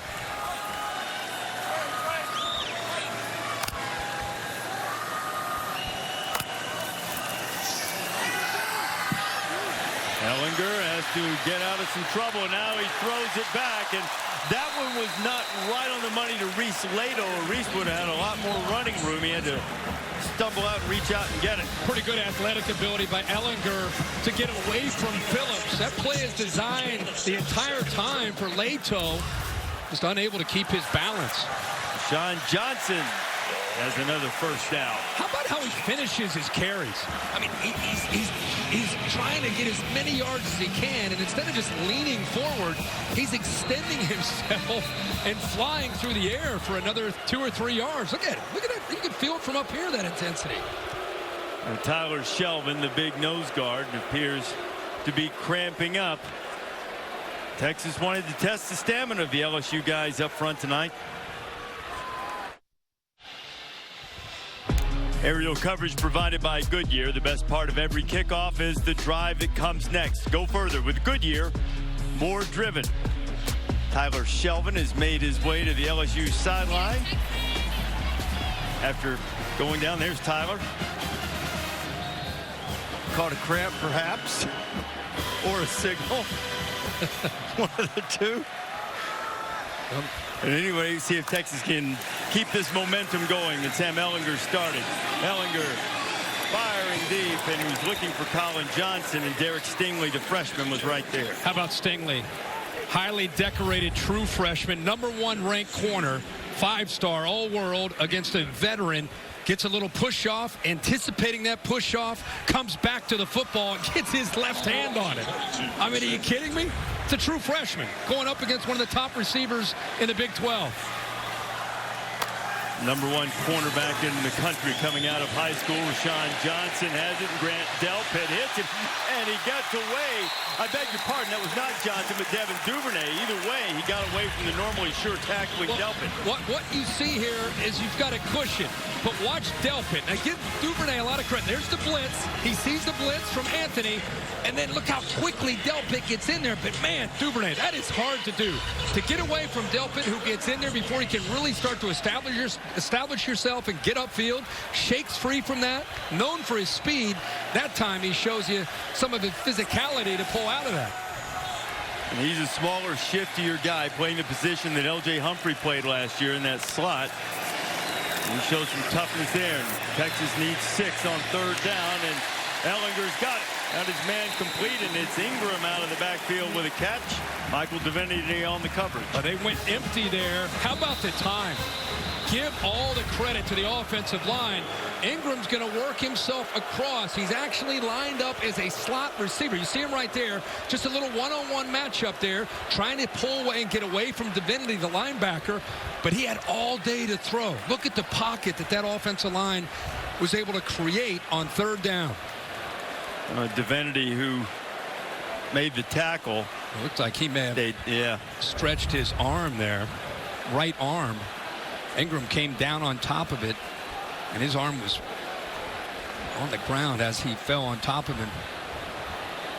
Looked like it was pinned underneath Ingram's body. Divinity, the senior linebacker. Let's have a look at him now.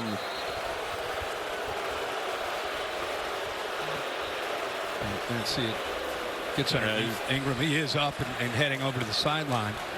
With Devin White, who is just an all-world linebacker last year, moving on to the NFL. We wish him all the best. His LSU defense is left with guys like Divinity and Jacob Phillips and Clark and Queen and others to try to not just make plays like White, but, of course, provide the leadership and make the calls and get everybody lined up.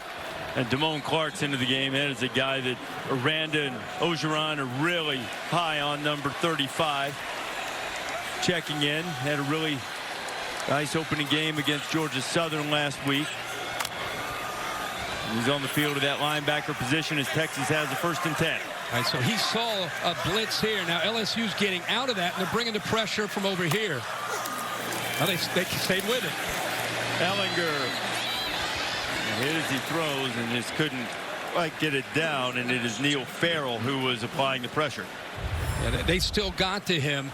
They brought the pressure from here. Of course, Chason has the ability to get to you, but it was the inside pressure where the offensive line not just quite able to hold up long enough. They've been doing a really good job on this drive, but that time the speed and the quickness there, Farrell was able to get in and get that pressure.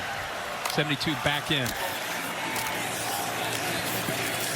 Ingram takes a couple of big-time hits. It'll be 3rd down and long coming up for Texas. The previously mentioned Clark in there.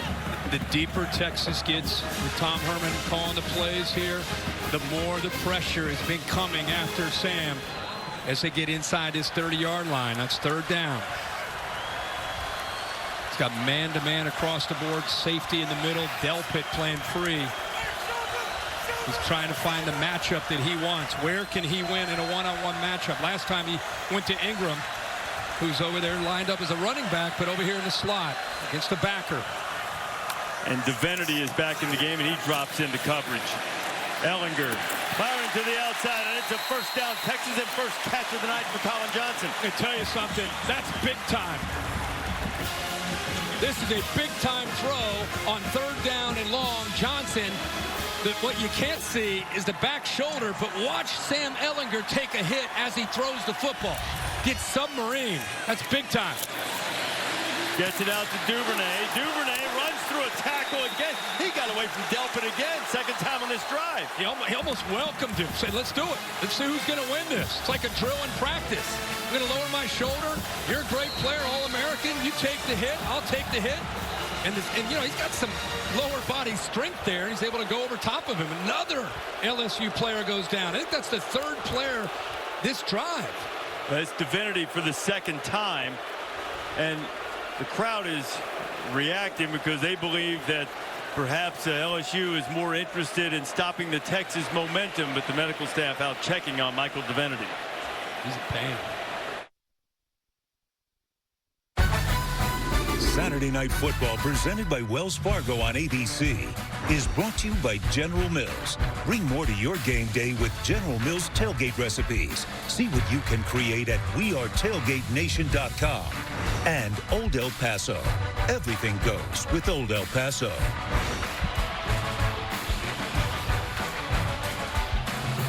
Been anticipating this game all day here in Austin. The timeout because of Michael Divinity's injury, headed back to the LSU locker room, presumably to get an IV at 2nd and 6, Kirk. Delpit here on the hash to protect from the deep ball. Ellinger pulls it down, is going to run with it. Sam gets up close to the first down marker. And this has been where Texas has struggled tonight. They've run 8 plays inside the 8. Haven't scored yet. Design quarterback draw. He gets the center Shackelford out in front of him.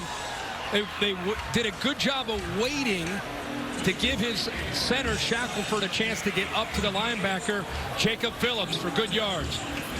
Nice patience. Okay, Sam came up just short of the first down there. Doesn't need much. Keontae Ingram has the first down for Texas, and it's 1st and goal again for the Longhorns. So a good push there on the inside of this offensive line. Cosme gets a nice push. Left guard also Braun getting a push. This is a big drive for Texas's offense at Tom Herman. And it's lasted forever. This is the 18th play of the drive.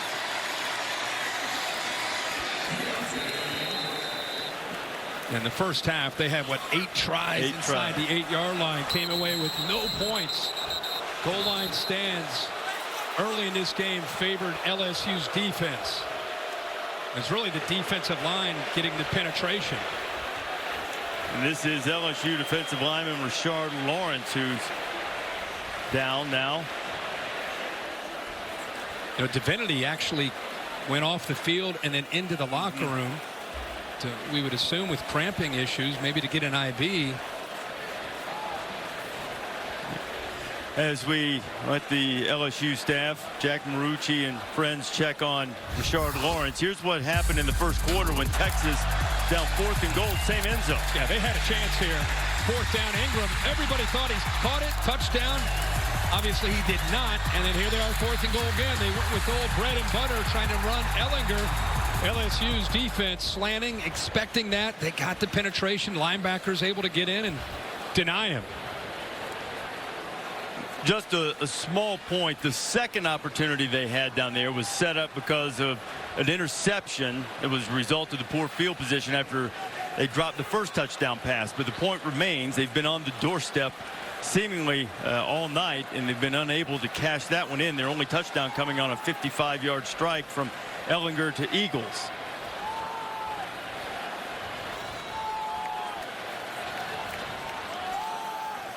You know, I know the fans have reacted because they feel like LSU is trying to break the momentum, but it is worth pointing out. It was 100 degrees here today, and it's still 91 in a temperature. You know? I thought it was 103.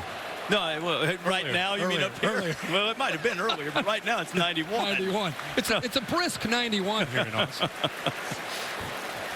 No, but the heat, as this game goes on, see both these teams practice in this. You'd expect them to be in shape and ready for this. That doesn't look like cramping. No, it doesn't. It looks like he's trying to keep the weight off. He's such a big-time player for them on that D-line. He's had a good night, but he's really trying to keep weight off of his leg there.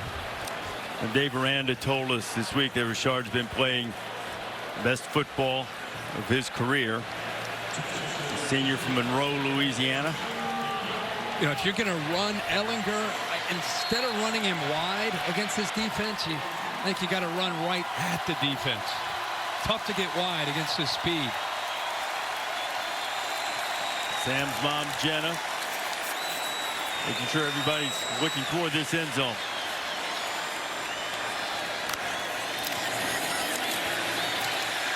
And Ehlinger. Touchdown, Texas.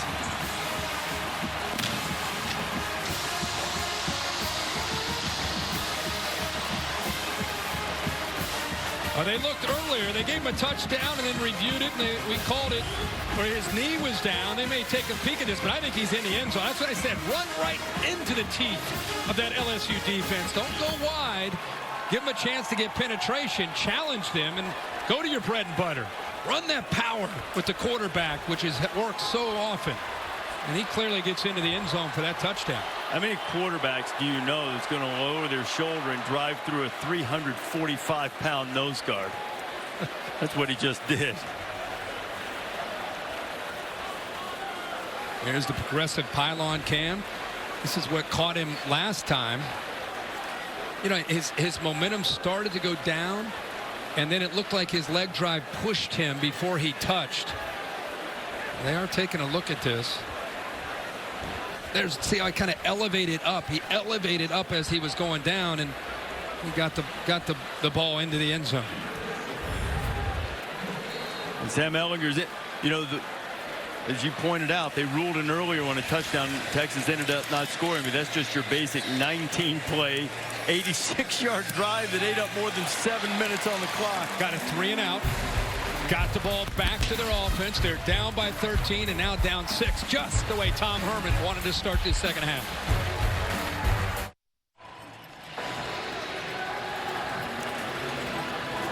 Back here in Austin, they're feeling much better about life. That 19-play, 86-yard drive, and they're not going to stop believing. They're hoping to send LSU home with an L. And the Bayou Bengals are starting to have a little trouble with health as Grant Delpit cramped up on the touchdown play by Sam Ehlinger. LSU has a lot of concerns on defense in terms of health right now, and use their offense to hang on to the ball. It went 3 and out with its first drive. Fair catch there. It'll come to the 25. We go to Maria. Well, you said it, Reese. A lot of injuries to update right now. Michael Divinity's still in the locker room. I'm told he's getting an IV for cramping, and you see Delpit going off. I also saw him dealing with cramping in that left lower leg. And then also Rashard Lawrence was getting his left ankle retaped. We saw him walking off gingerly earlier. All right, Maria, and this is something the Texas coaches told us yesterday. Great respect for the LSU big defensive linemen, but that after 5-6 plays, sometimes they get a little gas. It's the loudest this stadium has been since the beginning of the game. Well, they were just told to not stop believing, so they're not. Flags fly. Left side of that LSU offensive line with that crowd noise. Ball start. 77, offense. 5-yard penalty. First down. And Sadiq Charles called for getting a bit anxious. It'll be 1st and 15. This is where the student section is. Offensive line is going to have to deal with crowd noise here. See, right around that band. It's where it gets really loud.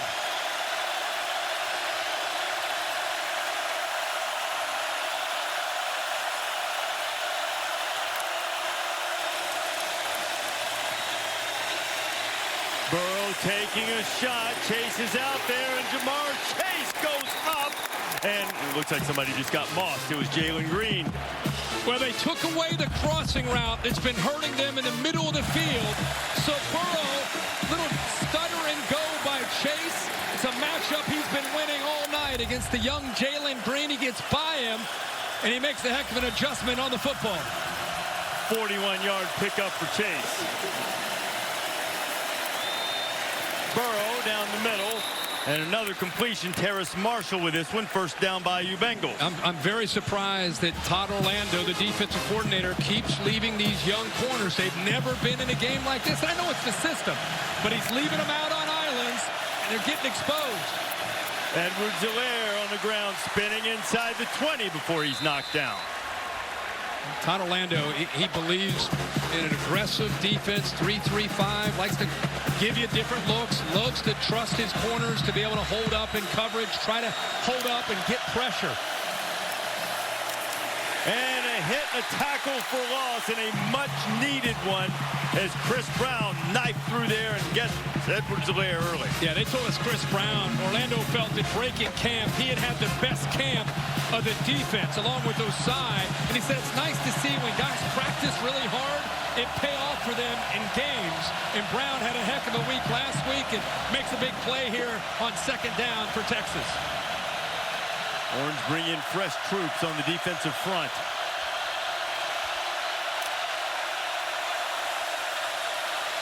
Out in the flat, and Helaire gets drilled as he can't catch it. It'll be fourth down. It's Brown again with the hit.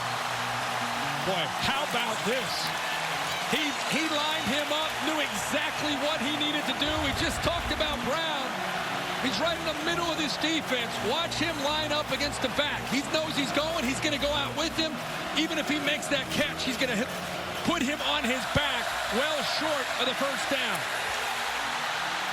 So now coming on to try to tack 3 onto the lead and make it a 2-possession game is Cade York. This one is from 40 yards out. The freshman from McKinney, Texas, has made a couple tonight.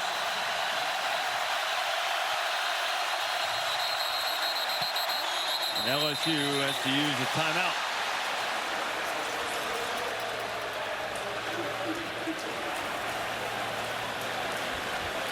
The LSU defense might not mind getting a little more rest while they wait on this field goal attempt.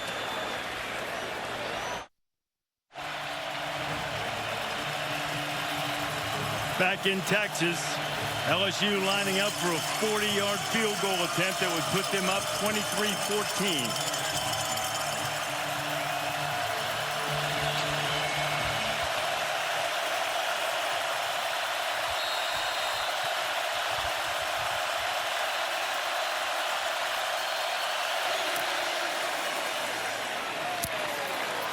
Clutch. One of the nation's top kicking prospects shows why. Clutch. His third field goal of the night back in his home state, and LSU is up by 9. The much-needed drive after Texas had gotten back in the game and controlled the clock for nearly half the quarter. Now LSU is able to answer and get a score. Monday, the 50th season of Monday Night Football kicks off on ESPN, ESPN Deportes, and the ESPN app with our annual Week 1 doubleheader, 7 Eastern. Drew Brees and the Saints. Offense might look a lot like what you're seeing from LSU from a scheme standpoint. They take on the Texans, and then it'll be the Raiders minus AB and the Denver Broncos. Monday Night Countdown starts at 5 Eastern time. First Monday Night Football game, September 21st, 1970. Browns beat the Jets back in the day, so we get 50th season this year. How about that drama with AB? Finally ends, and who comes in to rescue the whole story but Bill Belichick, who's probably the only one who can save AB from himself. And now he gets to go play with Tom Brady. How about that for a reward? Well, I'm gonna chaos. I'm gonna pat you on the back because you predicted said that yesterday. I know. We were sitting in the office talking about it. Could you just see him play at New England? It'd be perfect. And sure enough, less than 24 hours later, he's headed to New England. Now, the last drive for Texas was a thing of beauty, and it really wore down the LSU defense. And it got started with the backup running back, Johnson. They started to make some plays. They picked up a few first downs, and then Sam started to get some time to throw. They started to wear down LSU. Johnson finally makes his first catch of the night, and they finish it off after, it was, 18 plays with a touchdown. And let's see how they get after this tired LSU defense again. 19-play drive. Most plays in a drive since 2010 for the Horns. Remember, they started, when you do the math, they started on their own 14. It was a clutch, big drive. Ellinger going to try to get it a little quicker this time, and he goes down the middle, and Johnson has his second catch of the night. You know, LSU a lot of times likes to use outside leverage. Here he's lined up to the inside, but the route, he was able to get to the inside despite that inside leverage from the corner, and they get Johnson a football. Keeping it on the ground, and there is Rashawn Johnson again. LSU brought pressure, but again, the line, the backs, good shots. Probably the biggest thing. Rashawn Johnson gets in there. You think about him running the ball, but I said, how does he do in pass pro? They kind of raised their eyebrows. And I said, after 2 weeks of practice, actually pretty good. Does a pretty good job. We've seen that here tonight. Ellinger, Sam, into LSU territory inside the 40 and chased out of bounds at the 35. It'll be 1st and 10 for the Horns. How about how they use Johnson and Brewer stacked to go to your left? Instead, they follow the guard and the tackle the other way. Linebackers, 2 of them head in a different direction. Well-designed play, kind of a misdirection. And the linebackers read their keys. Those 2 H-backs, they follow them, and instead he follows the lineman around the right side. Duvernay. Devin Duvernay. Duvernay down to the 20. Man. All over my notes, I have Duvernay at this H. Little Jordan Humphrey into the NFL. They lose size and some power, and they pick up some quickness. Duvernay, he's showing you he's not as tall as what we saw last year from Humphrey, but man, he's got some power after the catch. He's found the right spot in this offense, and he's made some big plays, particularly in the second half. Here he comes. He can throw it. He threw it earlier, and he'll decide to keep it himself. And Duvernay, after all of that, got back to the line of scrimmage. Remember, he threw one to Ellinger in the first half. Yeah. Job by LSU, having a discipline to take that away. Lyman staying in position, not getting downfield, just in case he actually wanted to throw it back to the quarterback. LSU took it away. This LSU defense getting its oil check right now in terms of stamina. Been on the field for most of the third quarter. Good job by Johnson picking up the pressure in the corner to Duvernay. And they couldn't quite connect. And there was the example of Rashawn Johnson, the former quarterback, who understands where the pressure's coming from and where the protection needs to be, of picking up a blitzing linebacker. Yeah, he picks up Clark on the blitz, man-to-man. They go to the inside receiver, Duvernay, who has all that space to the outside, matched up against Vincent as a safety. And Sam had time. They picked the blitz up, just not able to throw it accurately.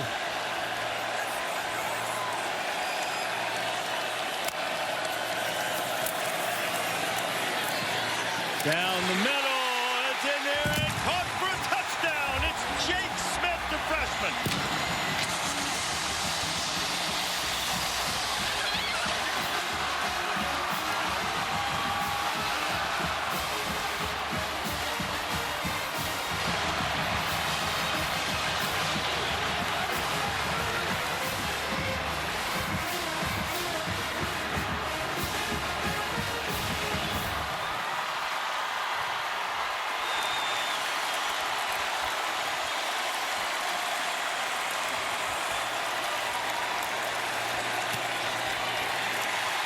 To a two-point game.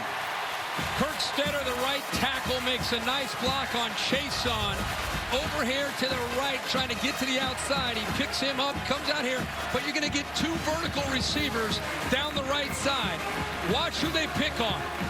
Trying to find out what this safety wants to do. Is he going to stay wide, or is he going to come to the inside to take away Smith? He gives him just enough room to pull it, the trigger to the inside to the true freshman. The eyes to move the safety, comes back, throws it on a line, and the body of Smith protects the ball from Harris being able to get around him to it. What concentration by the true freshman. And the Horns, just like that, are in this game and making things really interesting. I'm going to tell you, Ellinger hasn't been his most accurate over the course of the evening. But that one, I mean, he knocked a net off the edge of a post with that one. That hole was tiny, and he put it in there. What a throw. How about the kid holding on to it, the freshman out of Phoenix? And now LSU has answered Texas' last touchdown with a field goal drive. It's it back to Joe Burrow. Back-to-back drives. Down, at halftime, you're down 20-7. Maria talked to Tom Herman. We were saying, boy, what's going on here at home? And boy, he's got his team ready to play this second half. Got the men's championship of the U.S. Open. Chris Fowler will be there. 2019 U.S. Open presented by Mercedes-Benz. Three-time champ Rafael Nadal taking on Daniil Medvedev. Coverage begins with the men's championship preview show presented by Spectrum at 3 Eastern. Nadal and Medvedev 4 Eastern on ESPN, and of course streaming on the app. Edwards-Helaire makes the catch, but a very short game. B.J. Foster is there. Burrow has thrown a lot of balls downfield and has had a lot of success throwing the ball downfield, whether it's been to the right, the middle, or down the left. He's had opportunities with his receivers left one-on-one with the corners, and he's hit a lot of them. Burrow approaching a 300-yard passing evening, 280 at the moment, looking at a 2nd and 8. Now Joe's going to run it. He'll be knocked down at the 30. Well, here's his passing chart. Look at it. Look at the throws downfield, 11 yards or further. Hasn't missed one to the left, the middle. Just missed the one off to the right. It's been a great night in this new offense for Joe Burrow. And now Texas has him at 3rd down. And 3D linemen, it's starting to creep up, bringing maybe some pressure over here.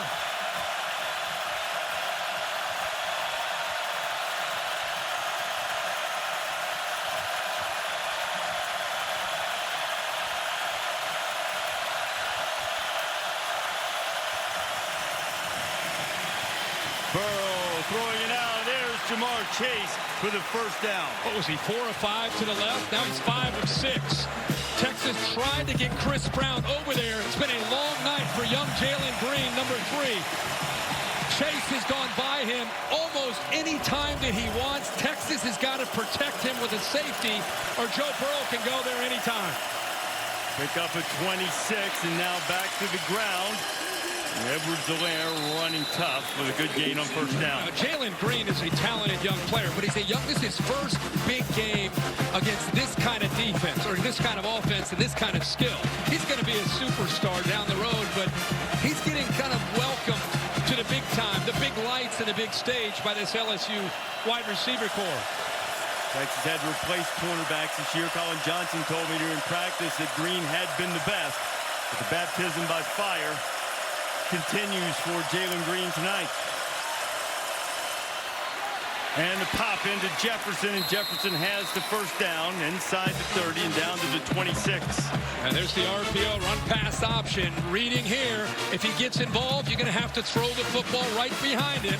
Put the ball into the back stomach. He blitzes, ball's out quickly. Recognition, comfort, command by Joe Burrow.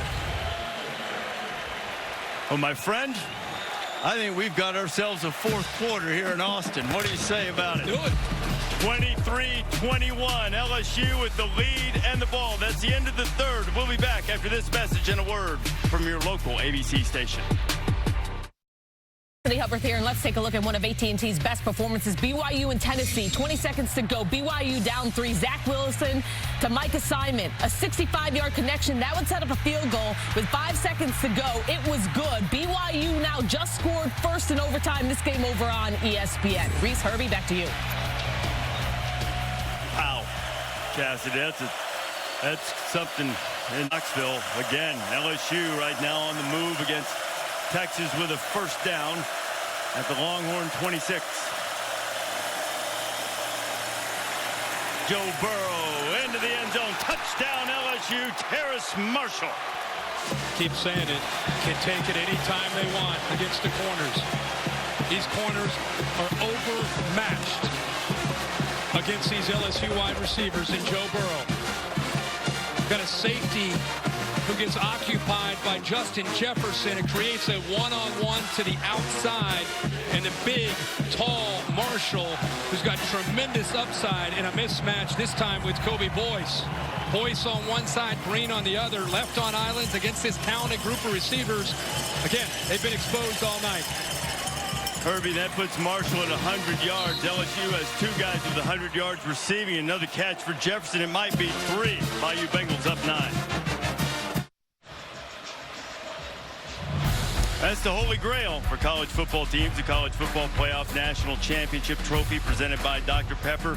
Monday night, January 13th in New Orleans is when that trophy will be claimed in the College Football Playoff National Championship game presented by AT&T. Semifinals in the Chick-fil-A Peach Bowl and the PlayStation Fiesta Bowl pretty early this year on December 28th. Only a couple weeks in, Reese, but can you imagine a quarterback improving any more than Joe Burrow from 2018 to 2019 in this system?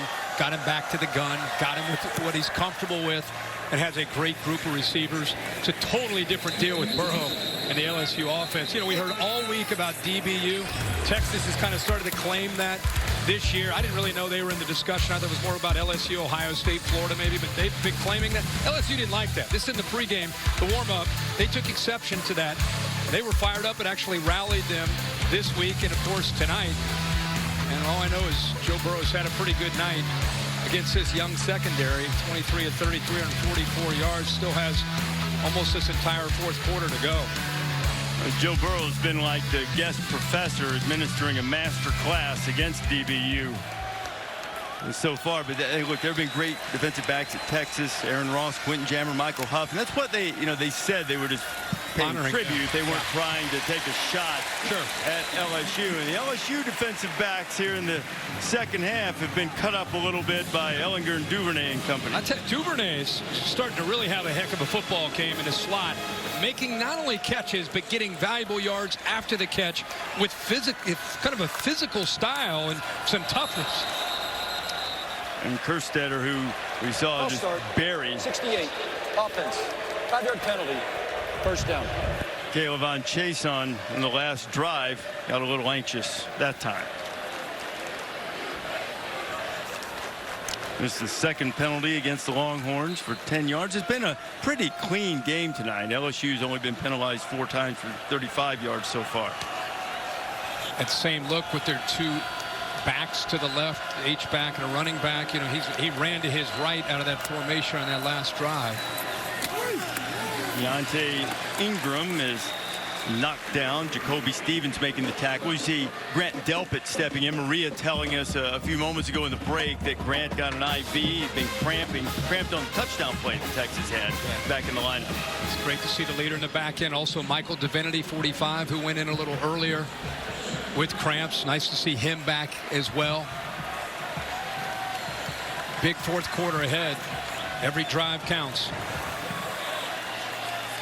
Second down and 13. Ellinger right on the money. It's Duvernay again with his 7th catch of the evening, and he picks up the Texas first down. LSU loves to play man-to-man. They love to challenge their receivers. That time, second and long, they're playing a little softer. See, the Stingley, the freshman, kind of sinking in coverage. Good call to throw that out into the flat, give him some room to run after the catch.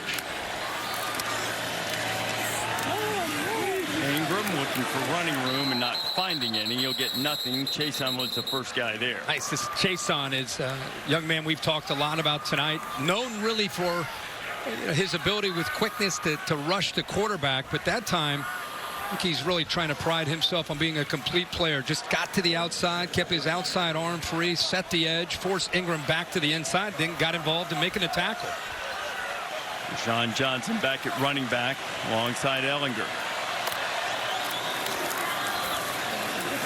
Deshaun has it, a little bit of an alley, gets away from a tackler, still on his feet, and finally forced out of bounds just inside the 45. Good blocks downfield. Actually, Stevens was able to get off of, like, Leto, who was out there, the tight end. That's what made Johnson make that cut. I thought he was going to try to get upfield and pick up the first down. Chason got off the snap quickly on 3rd and 2. They took a shot for John Burt.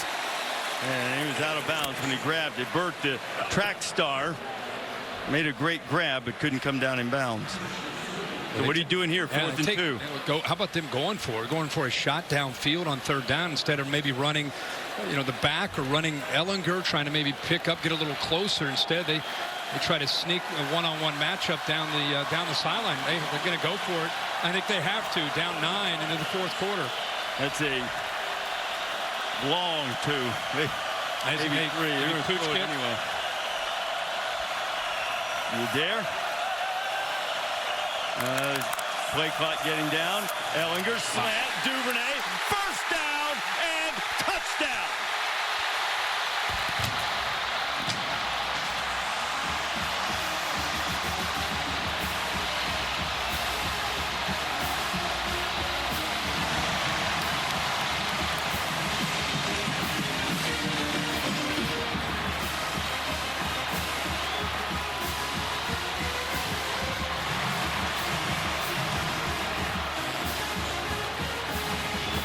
That's why you go for it. You got a veteran quarterback. You got confidence in him. You're an aggressive head coach. You go for it, and you don't ever even question Sam Ellinger. Man-to-man at LSU. They go to the man who's been making the plays here in this second half. Duvernay gets underneath the coverage, and then this. We've been seeing this, breaking those tackles and getting to the end zone. 30-28 now. LSU by 2.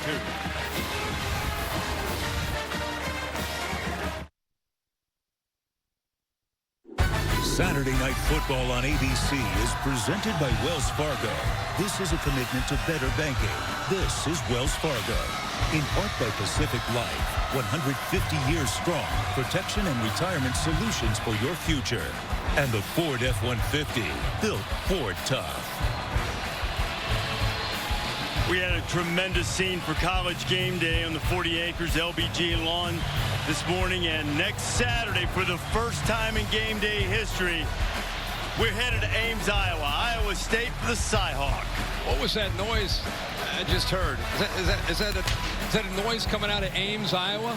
They've been wanting game day to come there for a long time.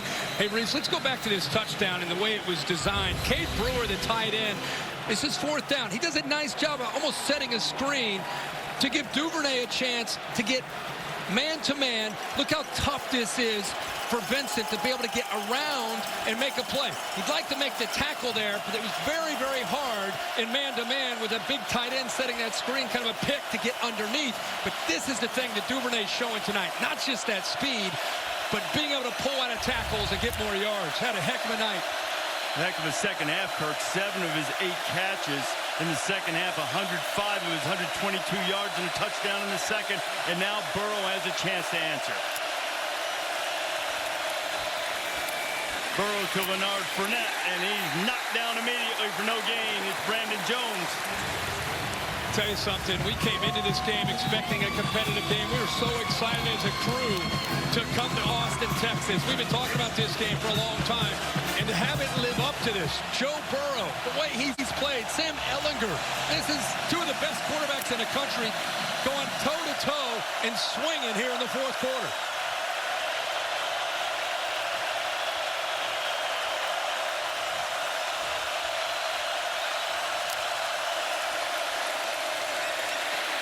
Burrow took a hit, completed the pass to Jamar Chase. First down, LSU. Boy, he did take a hit. He knew it was coming with Osai on the blitz. Stared down the barrel and made the throw. Osai comes around. He comes around. Look, he knows it's coming. He knows it's coming, and he's going to take the hit. It's a clean hit. He throws it accurately. Burrow pass deflected, but still caught. A short game for those 25th completion of the night. Notice that Todd Orlando, the defensive coordinator from Texas, trying to help his corners. What can he do against these great receivers? He's trying to bring them up tighter. Look at the bottom of the screen. You got Green now real tight, trying to make these receivers work to get open.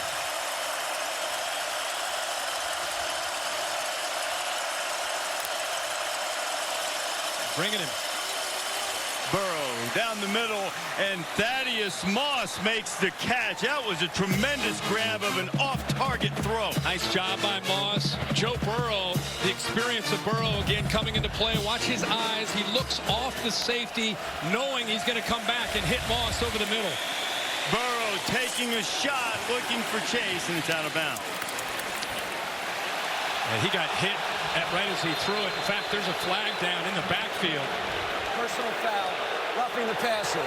Number 32 in the defense, using his weight to drive his opponent into the ground. 15-yard penalty for the previous spot. No automatic first. That is Baton Rouge native Malcolm Rhodes, perhaps a little over-emotional and overzealous in getting the penalty. Yeah, the last two plays, in fact, he's gotten into the backfield and hit Burrow right after he threw it, and that time he gets caught. Well, that's a big penalty. Moves the ball now inside the 25-yard line.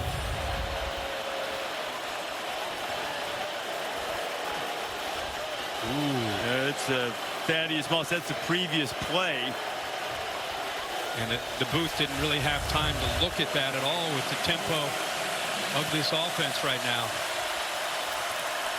And then the penalty, and now LSU is driving again. Burrow to the outside and going down to the end, and the catch by Terrace Marshall. Dave, you believe, Dave Katai, you believe that Thaddeus Moss's play was catch? Well, remember now, the ball can hit the ground as long as he doesn't lose control. Back to the ground. Edwards-Helaire has control of the corner and control of the end zone. LSU back in the house. A great offensive answer. That's exactly what LSU has done here in this second half. Just as Sam Ehlinger and Texas' offense puts them back within striking distance, Burrow comes back. The offense answers. Nice mix of run and pass. And once he got through that initial surge, he bounced it. Nobody left. Those linebackers are blitzing. There's nobody left. He walks into the end zone. These defenses are gassed, and Brady and Ensminger are drinking it up. Right. Flourishing. That was a blink of an eye. What was that, 6 plays? 75 yards? This is not LSU, man. So much for 4 corners, milk the clock. Oh, no. They're going down to score. 37-28, Edwards-Helaire. Oh, now don't get too anxious, Clyde. Cassidy Hubbard with a studio update back to Knoxville. Double OT. Tyson Williams gets some help from his friends for the 5-yard touchdown. BYU wins, and after losing to Georgia State last week, Tennessee falls to 0-2 for the first time since 1988. Hey, this is what we set. This is what we set our dynasty right here. This is what we set our dynasty right here. Michael Divinity stepping up to provide that leadership. Without Devin White, who's going to step up in a game like this? And defenses need to try to make a stop. You know, here in Austin, Kirk, the All-State bus, helping us keep up with all the mayhem on a busy Saturday. What's your mayhem moment for the day? We had some crazy mayhem late throughout this day. There was also some scary moments for Michigan. Army led this game throughout most of the game, but late in the game, Michigan made the plays that they needed to make, went into overtime, came up with a sack, and a little surprised by this celebration beating Army, but nonetheless, it was a big win. They found a way to come back, but they got a lot of work to do on the offensive line before they worry about Ohio State or anybody else for that matter. Sam Ehlinger got some work to do, now down by 9, and Sam scrambles and it's forward before Michael Divinity. Well, we've seen these two quarterbacks go back and forth. You can see the second half that Sam has enjoyed. And I think it's also the way Tom Herman, Tim Beck have called this second half much more aggressively, a little bit more in attack mode against this man-to-man coverage that LSU plays. Pressure coming. Divinity is cut down nicely, but there's other pressure on Ehlinger, and Ehlinger is knocked down. There's Glenn Logan in there celebrating. Looked like Fehoko was giving part of the pressure, and now Texas then a 3rd and long. Well, he looked at Duvernay, but he actually ends up having his tight end here, Brewer, break free here. He's locked into the outside, but if he would have just let this play out, read the coverage, boy, he had a big play there to Brewer. But Duvernay, he's been there so much, I think he had a tendency there to maybe just lock in a little early, a little prematurely. This is a huge 3rd down for the Horns. Ellinger going up top, and air flags coming, and they will deliver. Todd Harris just all over Colin Johnson, but there's also a flag in the backfield. It's interesting to see what they do here. Definitely pass interference downfield with Todd Harris. Grabbed onto the jersey. You know, initially you could have said, what about Johnson, a little push off? But you could see Todd Harris grab onto that jersey. Team all during the play, holding. Number 52, offense. Pass interference. Number 4, the defense. His penalty's offset. 3rd down. All right. Samuel Cosby's played very well, but that is a costly penalty. And that's holding.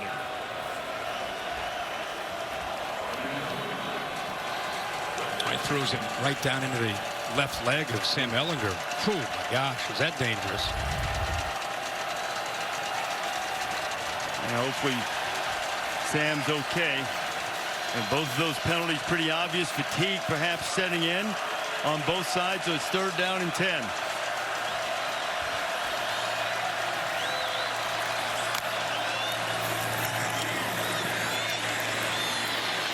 Ellinger buys a little time, and he finds his man Colin Johnson for the 1st down. That was a huge throwing catch for the Horns.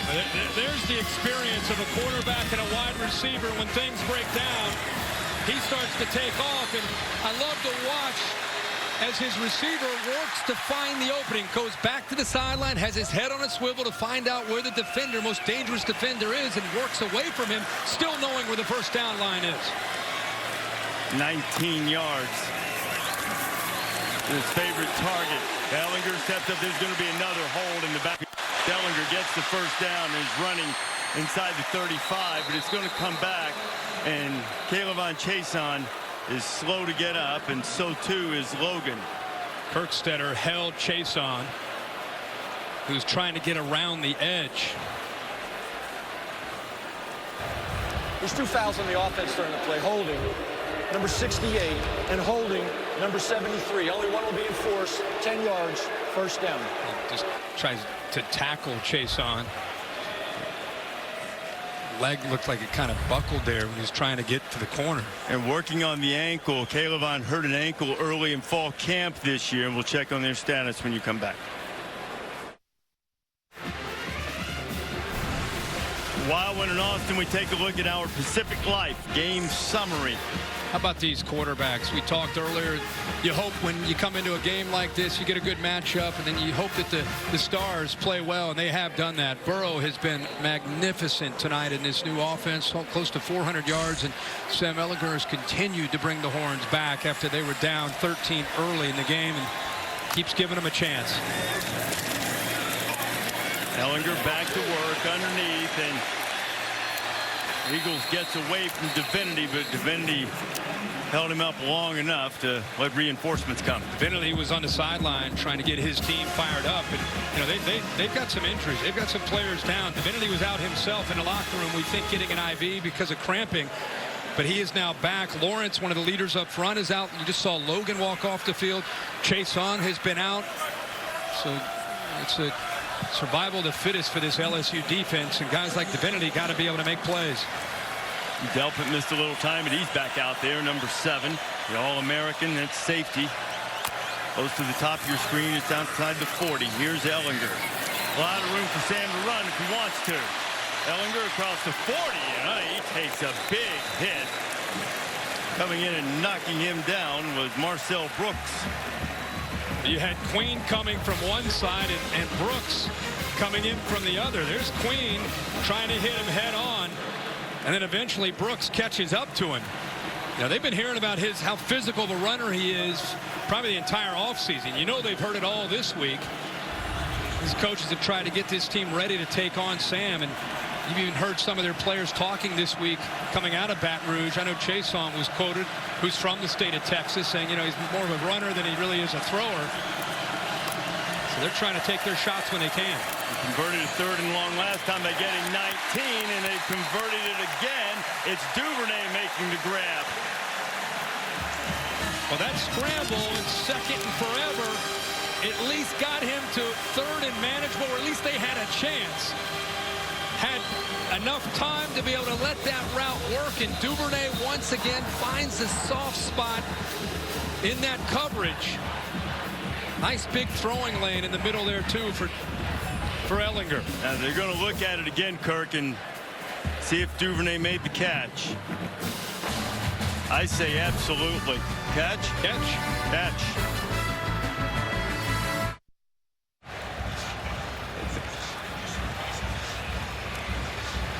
And John McDade having a look. After video review, the ruling on the field of a catch for a first down is confirmed. And another 3rd and long converted by Sam Ehlinger, and the Longhorns with just under 6 minutes to play, down 9 into LSU territory. How's that for a second half? 8 receptions, 117 yards, and a touchdown. And they just keep going back to him. Whether it's his safety, you know, if it's zone, he's finding ways to get open in that slot. Caleb Chase on his return for the LSU defense. Ehlinger on first down. Has a man out there. Ehlinger, and there's going to be pass interference flags coming on Christian Fulton. Well, we keep waiting for Colin Johnson to make plays, but they're just as confident in Brennan Eagles, the sophomore who's 6'4", who has great speed for his size.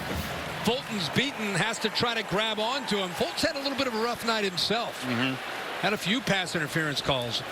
Well, that one might have been the right one. If he didn't do that, it might have been touchdown. It's only 15 yards instead. That's right. Part of the adjustment with Duvernay having a big night in the slot is the safeties at times get a double team and can open up some things on the outside for Johnson and Eagles for one-on-one chances. 1st and 10 from the LSU 30.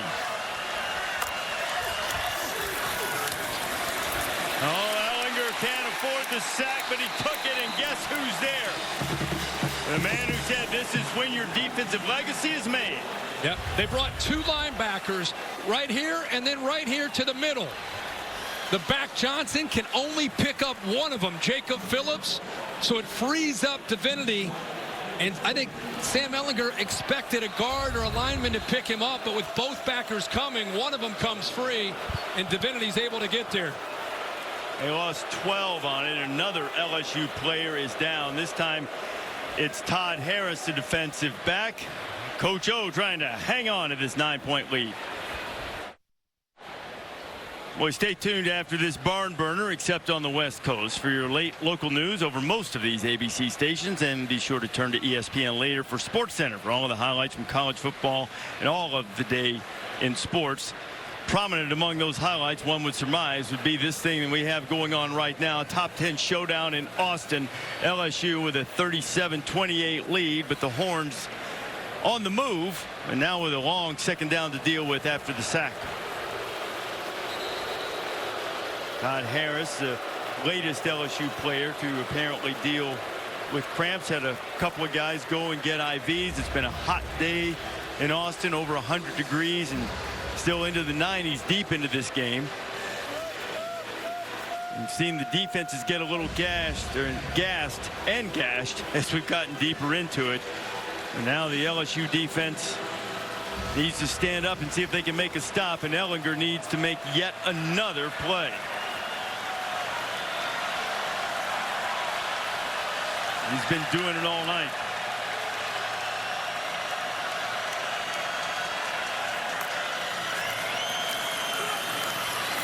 Sam going deep again, looking out there for Eagles, and this time Fulton covers him and doesn't have yellow laundry to show for it. Well, the difference there is he's in phase. You know, when he's been called for pass interference, he's been behind the receiver trying to catch up to him. This time he doesn't bite on that stutter and go. So you see how he's looking back at the football in phase. He can get away with a little bit of grabbing, a little bit of pushing, because he has just as much of a right to the football as the wide receiver.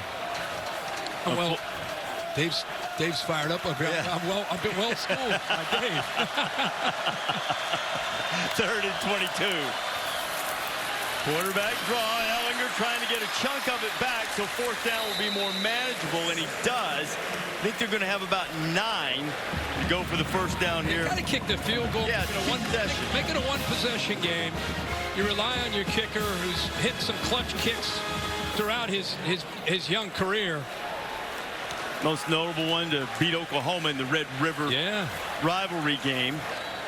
Played twice last year. This is a 47-yard attempt for Cameron Dicker, a sophomore from Lake Travis High School here in Austin. On the way, one-possession game.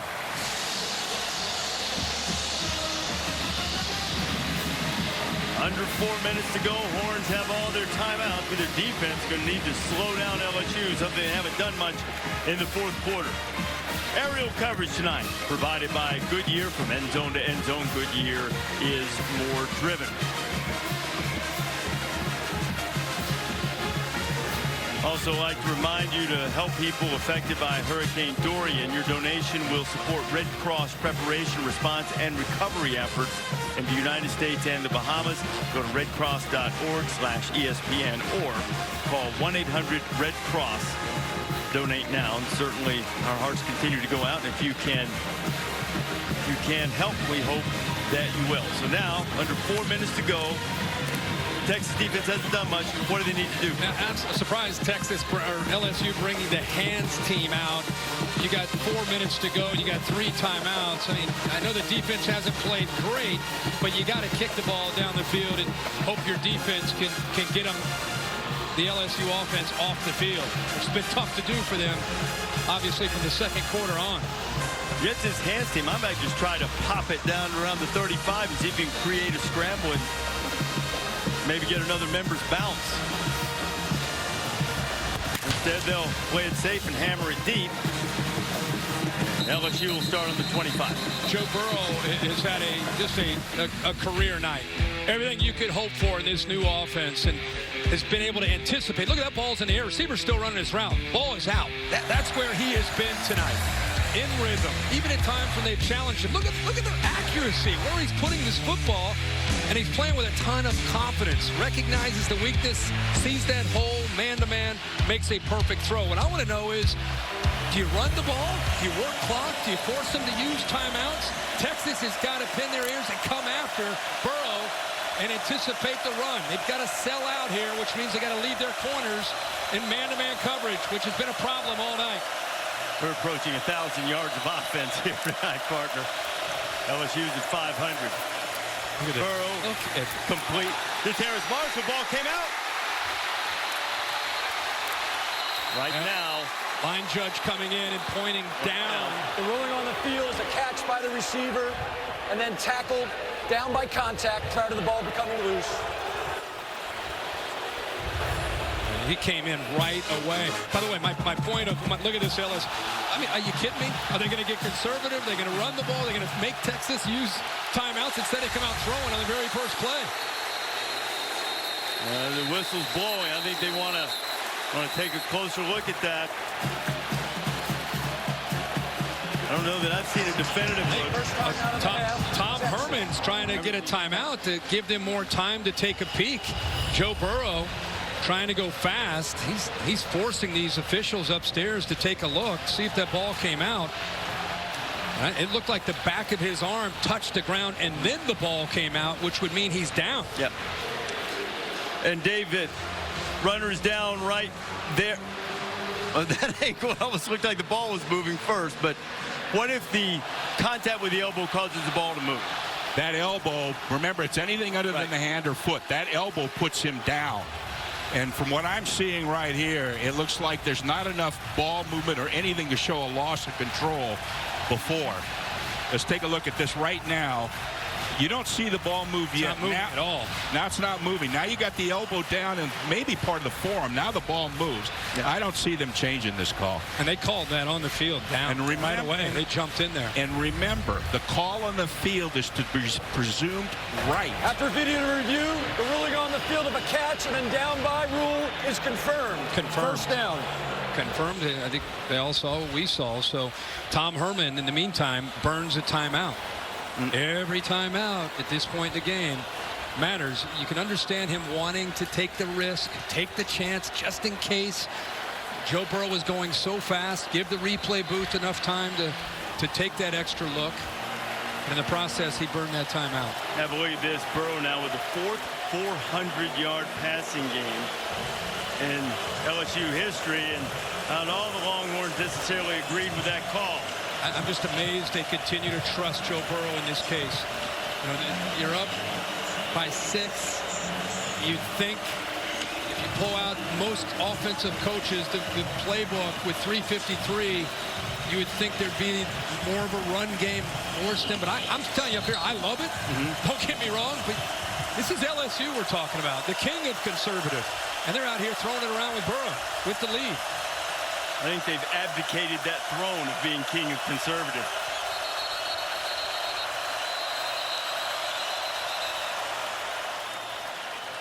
Tom Herman talking to the officials about, I called a timeout. Maybe he's looking for a few more seconds on the game clock.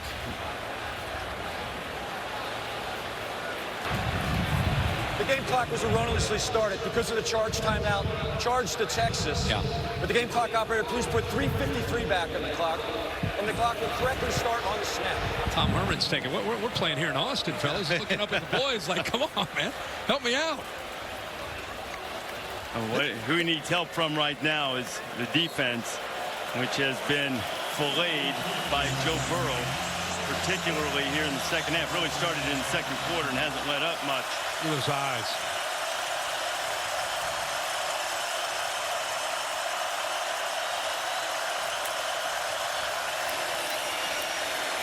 Burrow complete. It's Jefferson. And that will be another milestone for LSU for the first time in school history. They have 3 100-yard receivers in a single game. Incredible the way he's spreading this out. Like I said, composure, command. You're going to have to tighten up this coverage, take away those throws. Edwards-Helaire dancing and getting up and moving the chains and moving that clock. Let's see Joe Burrow. There's his mom saying it's a first down. Dad off there to mom's left, our right. Joe told me this week, he said, my dad said, you know, as a player or a coach, first time in 50 years that I'm doing this, just being a fan, watching football as opposed to playing or coaching. Joe's going to work this play clock down. But if you're Texas, no more cushion. Don't give those easy access throws. Tighten things up. There you go right there. Take those away. There they go. And Jimmy Burrow's finding out how agonizing it is to be a fan sometimes. Joe going up top. Incomplete, tight coverage, clock stop. That's exactly right. If you're soft, Joe's a veteran. He's going to see it. He'll just take that quick throw. It's like an extension of their running game.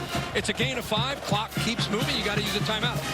It's high risk, high reward. You tighten up, they might beat you over your head, but that's the chance you got to take with 2:43 to go. Don't give those easy throws away. Tighten things up and challenge those wide receivers. It's worth the risk. That snapped the streak of 11 straight completions for Burrow. I still just can't believe they're just throwing the ball downfield. Here comes Heat. Burrow getting pressure, and Burrow sacked. Brandon Jones, the secondary leader, came off the corner. Now it's 3rd and long. Interesting here, Reeves. I want you to watch the offensive line, including the tight end Moss. They're going to slide this way. The blitz comes from here. Nobody picks up the blitzer. They're sliding to their left. Nobody there to account for them. Even the running back, tight end and running back are on that side. They work to the left. Nobody picks up the blitzing safety, the veteran Brandon Jones, and that's exactly what Texas needed. He needed it desperately. They called the timeout. A 3rd and 17 coming up. Boy, this crowd, when the timeout is over, and Burrow gets that offense up there and that defense is getting revved up, you're going to see the new Texas atmosphere here.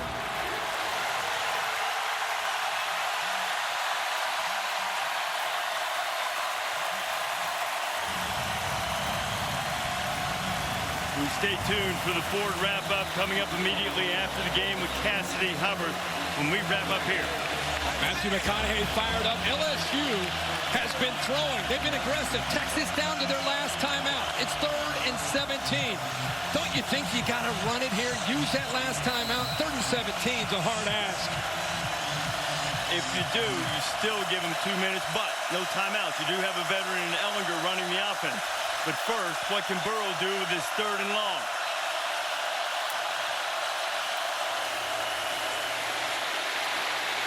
Over the middle, complete to Jefferson. First down, on his way, and that might be the knockout punch.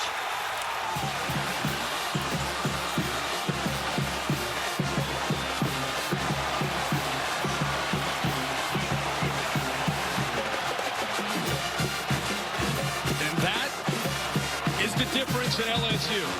You know, even me up here, I'm thinking, you got the lead, run the ball, make them use that last time out. But this is 2019 LSU. This is Joe Burrow. Forget that. We're here to win. We're here to play for championships. And wait until you see him maneuver and work his way around that pocket and make that throw. The linebackers are coming. They're trying to bring the pressure here and here. Watch Joe Burrow work his way, navigate his way, and throw it right in the face of another blitzing safety, Chris Brown. And then there's Justin Jefferson doing what he does after the catch. He's had a huge night himself. But this is incredible. Look at the ball position. 2 hands on the ball, protecting it. An accurate throw. 3rd and 17. Just amazing to see Joe Burrow working tonight. From a philosophical standpoint, Kirk, the other thing a lot of this philosophy is that Orgeron has embraced, it's analytics-driven. You can't play conservatively. You milk the clock, kick it to him. You don't give him a chance like that. I'm not sure that Jimmy Burrow in his 50 years in that Nebraska system in Ohio, you and Frank Solich would be on board. Matthew McConaughey, and I think a lot of Texas fans, at some point, if LSU beats you the way they played tonight, you just kind of step back and tip your cap to what they've done. On the road, playing the way they have, and they're going to go for 2 here. Make it a 14-point game if they can. And Texas with a timeout and just under 2.5 to go. Once they get it back, we'll see if Burrow can stretch the lead to 14. Into the end zone, and it's good. Jamar Chase, and a little smile starting to creep around the edge of Coach O's lips. Well, Jefferson is able to work his way from the inside right here and works across. You have a post behind it, but really, Texas ends up playing man-to-man. They roll the dice. If they're going to throw it, we're going to go do what we do best, which is blitz and play man-to-man. What they anticipated was that the blitz would get there. You don't want to leave Justin Jefferson one-on-one with Cade Stearns in man coverage because you're not going to win that. Justin Jefferson, 9 receptions, 163 yards on a night, and 3 touchdowns. He's wired different, man. Yeah. He's just wired a little different. He's been a terrific leader. Orgeron calls him a game changer. And he's got a little ornery streak to him there. He's waving goodbye to the crowd. And I don't know if he needs to do all that. I think he's had a perfect night. Just focus and execute and walk out of here as a class act and really what he is. But his team loves him. They want to play for him. This is a dangerous LSU team in the SEC this year. We're coming down to the final 2.5. Let's take a look at this week's college football rankings brought to you by Northwestern Mutual. Clemson with a solid win. I think LSU is going to make everybody won. I understand that. But yeah, I move them up a little. When you go on the road and win a game like this, they end up winning it. Go on the road and win like this, you obviously should be rewarded. And we really haven't seen some of the teams that are up ahead of them. Just haven't seen them play anybody yet. Not to say that they should be penalized. It's really more about LSU being rewarded. Ellinger is sacked. Chris Felica mentioned on College Game Day this morning that against top 10 teams not named Alabama, Coach O had great success. And if they can hang on to this 14-point lead for the last 2 and change, Ed Orgeron will move to 6-0 with LSU against top 10 teams not named Alabama. Ellinger gets the first down and keeps a little bit of hope alive for the Horns. And not to just continue to bring this up over and over, but this is all the way back to 2012. They've averaged, think of that, 2012, 25 points a game. You're used to seeing them being ultra conservative. It's frustrated their own fan base. And it frustrated Coach O enough for him to go to the Saints and talk to Joe Brady to come over and help them learn about the spread, learn about getting their receivers out, getting their speed in space, and getting Joe Burrow in a more comfortable position to attack. Not just let's play it safe, let's attack, which is exactly what we've seen tonight for 60 minutes from this offense. Where are you going to rank them this week? I'd have to put him in the top two or three. I mean, it's just they deserve it. Maybe like, would you put him ahead of Alabama? Would you put him ahead of Ohio State? I don't know. I'd have to look at what other teams did, but well, no one has a more impressive win. I wouldn't say. And if they end up winning 45-31, it's not just the winning the game. It's how they've had to continue to fight back on the road in this environment against a really good quarterback and a really good offense. I mean, you could make a strong case for putting them at number one. I don't disagree. I think they might wind up there. Tomorrow night, Sunday Night Baseball crew will be at Fenway Park in Boston for the season's final series between the American League East leading New York Yankees and the Red Sox. Coverage starts baseball tonight. Sunday night countdown at 7 o'clock Eastern time. Then the Yankees and Red Sox at 8. It's also streaming live on the ESPN app. It's an interesting thought. I mean, these polls, so often they're about what happened last year and how the season ended last year. And to me, it's about this year. And what did they do in their, I know they didn't play anybody in their first game, Georgia Southern 55-3, but I don't, some teams play teams like that and they just do enough to get through, and it's not always pretty. I vote in the AP poll and early in the season, and it's I've tried to move teams around. I'm not sure yet. I'm going to consider one or two. Yeah. I'm pretty sure they're going to be, at worst, I'm going to have them number 3, I think, right now, and I might have them 1 or 2. The question it comes down to, though, is you don't want to overreact to one game. No. Do I think they're better than Clemson right now? I can't say that. But so to me, it's probably not one. Yeah, it should be a fluid situation. Agreed. And especially early. I think Dabo Swinney would be the first one to tell you that his team is capable of playing much, much better than they've looked in their first couple of games. Now, you brought up the point, the game against Texas A&M today, a team that I also think highly of and had them ranked very highly. It never felt like at any point that A&M had a chance to win that game. No. Texas has had chances tonight. They've come close, and they're still hanging around and trying to make one more big play, and Ellinger makes another one, and it's Brennan Eagles. Hey, look, there's still just over a minute to go. You get a quick touchdown, you get a chance at an onside kick. Well, you wouldn't expect 11 to go away. Nope. He's just going to keep fighting to the last whistle. Very similar approach that Joe Burrow has as far as his competitive spirit. And you're right. I mean, if you can punch one in and still have an onside kick. Ellinger's approaching a 400-yard passing night as well. And Ellinger will pull it down and head to the sidelines, get out of bounds and stop the clock, chased out by Jacoby Stevens. Yeah, good decision. He looked like he was heading up to the middle of the field and saw that defense and did a good job getting out of bounds to stop that clock, save that one last timeout that they have. Duvernay's had chances to make a lot of plays, but down in the red area, once they get down close to the end zone, you start to look for the length of Eagles 13 at 6'4" and Colin Johnson, number 9 at 6'6". We got big Malcolm Epps in there too. He's also 6'6", number 85. The inside receiver at the bottom of the screen. Ellinger could get rid of it. Duvernay another catch. Stopped short of the first down. See, LSU will take that all day. Yep. Tackle him short of the first down, middle of the field. They're giving that up all day. Let that clock keep moving.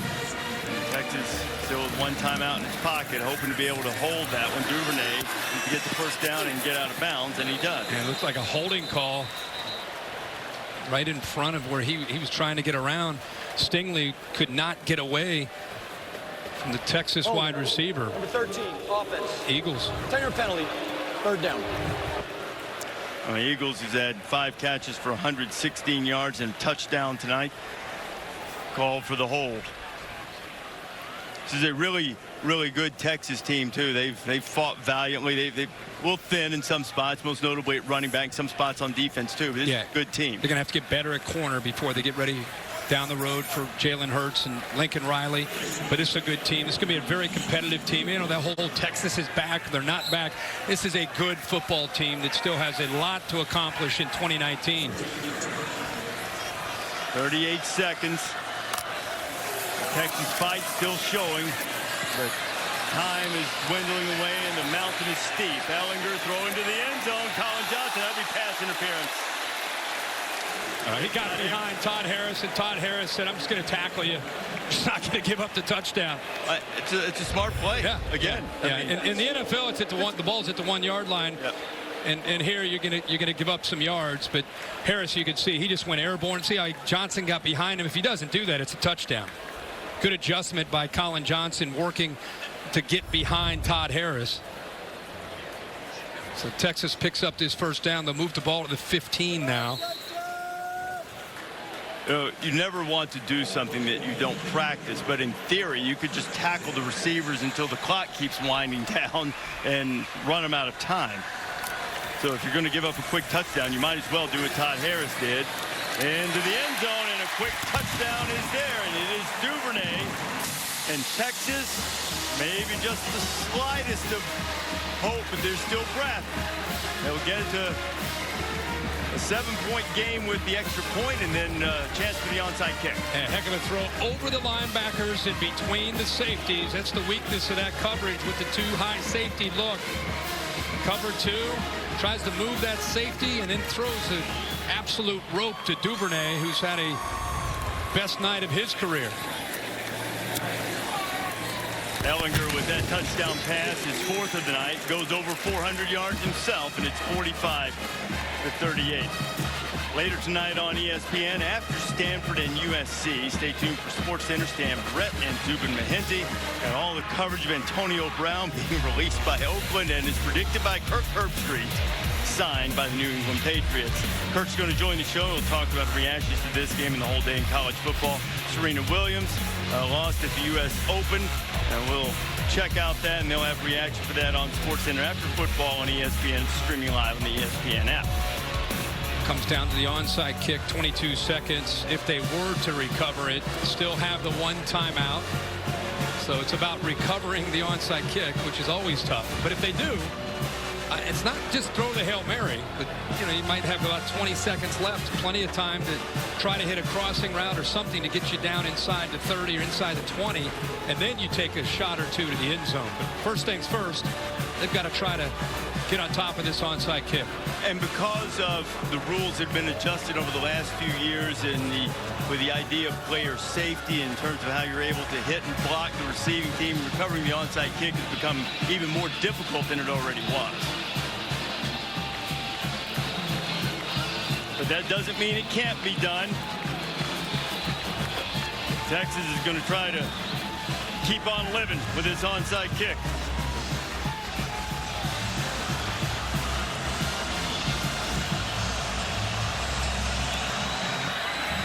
Big hop, it's loose, and Texas, if they controlled it before it went out of bounds, and now it looks like LSU.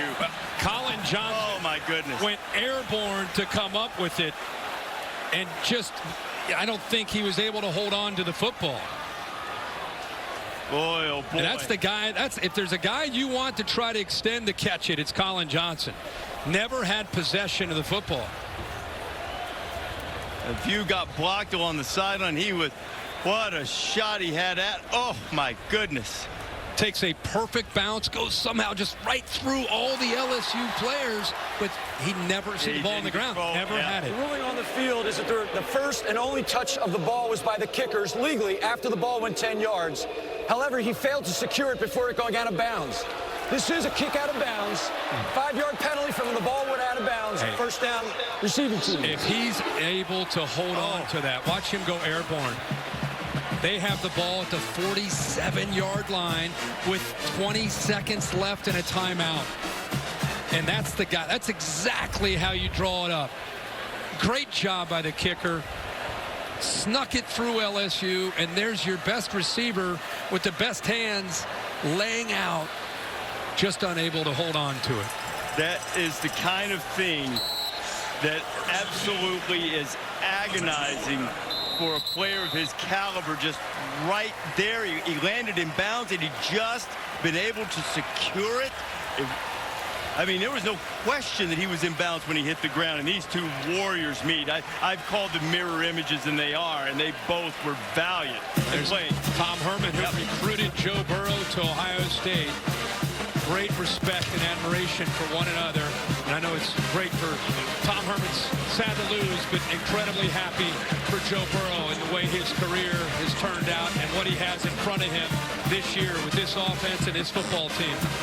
You'd think that talent would find its way out anyway, but Burrow isn't sure he'd be playing college football at this level if not for Tom Herman recruiting him. But it is Ed Ogeron getting the big victory tonight. He's with Maria. All right, Coach, you guys hung on for the win, but I want to take you back to 3rd and 17. You put the ball in Joe Burrow's hand, and you threw a touchdown strike. Describe the decision to attack. We trust him. We talked about going 4 minutes. Steve thought we could move the ball. Would have put the ball in our quarterback's hands. He got the job done. I have to give credit to Texas. They played one heck of a ball game. Over 470 yards passing out of this offense. What impressed you most about the air game? I do believe that the way we protect the quarterback, the way we throw the football, the game planted by Steve Ismanger, the Coleman, by him and Joe Brady, outstanding. And you got to give the credit to our players that won the game. All right, talk to me about the statement that was made by this team coming on the road and a top 10 matchup and walking away with the win. Well, I think it was a big statement, but I said we wanted to play better. We didn't play good enough on defense to get where we want to go. So we have some getting better to do. We'll start next week. All right, thanks for your time, Coach. And we just have Joe Burrow joining us, too. All right, let's talk about this passing game and describe the difference that you feel being on this field and the ability to have 3 receivers with 100 yards receiving in one game. Yeah, it's big time for us, but I want to give a shout-out to the O-line that battled all night. Texas was blitzing us, playing cover 1 in the second half, and our O-line stepped up to the challenge, as well as our backs and pass protection. I saw a long embrace with you and Coach Herman over there. What was the message that you wanted to send to him? Just that we love each other. We have so much respect for each other. We stay in contact. It was great to get to compete against him, and I just love that guy. Thanks for your time, Joe. Congrats. Thanks. Joe, Maria, thank you very much. What an entertaining game. What a performance by Joe Burrow and by that man, Sam Ehlinger. Final score from Austin, LSU 45, Texas 38. Bill Bonnell's our producer. Jeff Evers, our director. They did a fabulous job. Our entire crew did. Reminder, Stanford and SC over on ESPN. And next week, Saturday Night Football in Syracuse for Clemson and the Orange, 7:30 Eastern on ABC. For Maria and Kirk, I'm Reese. Now it's time for the Ford wrap-up. Let's go to Cassidy Hubbard. We got to sing that song. What a battle there in Austin. Welcome to the Ford Wrap-Up. I'm Cassidy Hubbard. Now, in the other ranked matchup of the day, number 12 Texas A&M came in with a lot of confidence against top-ranked Clemson. Offensive lineman Jared Hocker even promised an upset, but those talks died quickly in Death Valley as the Tigers made their statement on the field. And Trevor Lawrence also hushed the combo about his so-so Week 1 performance with this beauty of a passing TD. He also ran for one as Clemson got their 17th straight win, tying a school record 24-10, the final. Now, the top 5 teams in the country all took care of business in Week 2. Bama, Georgia, and Oklahoma all scoring more than 60 points, while Ohio State shut out in-state foe Cincinnati. Number 7, Michigan was in a nail-biter against Army. Double overtime. Army's Kelvin Hopkins Jr. sacked. Fumbles recovered by Michigan, and the Wolverines survived barely. 24-21, the final score there. Meanwhile, number 25.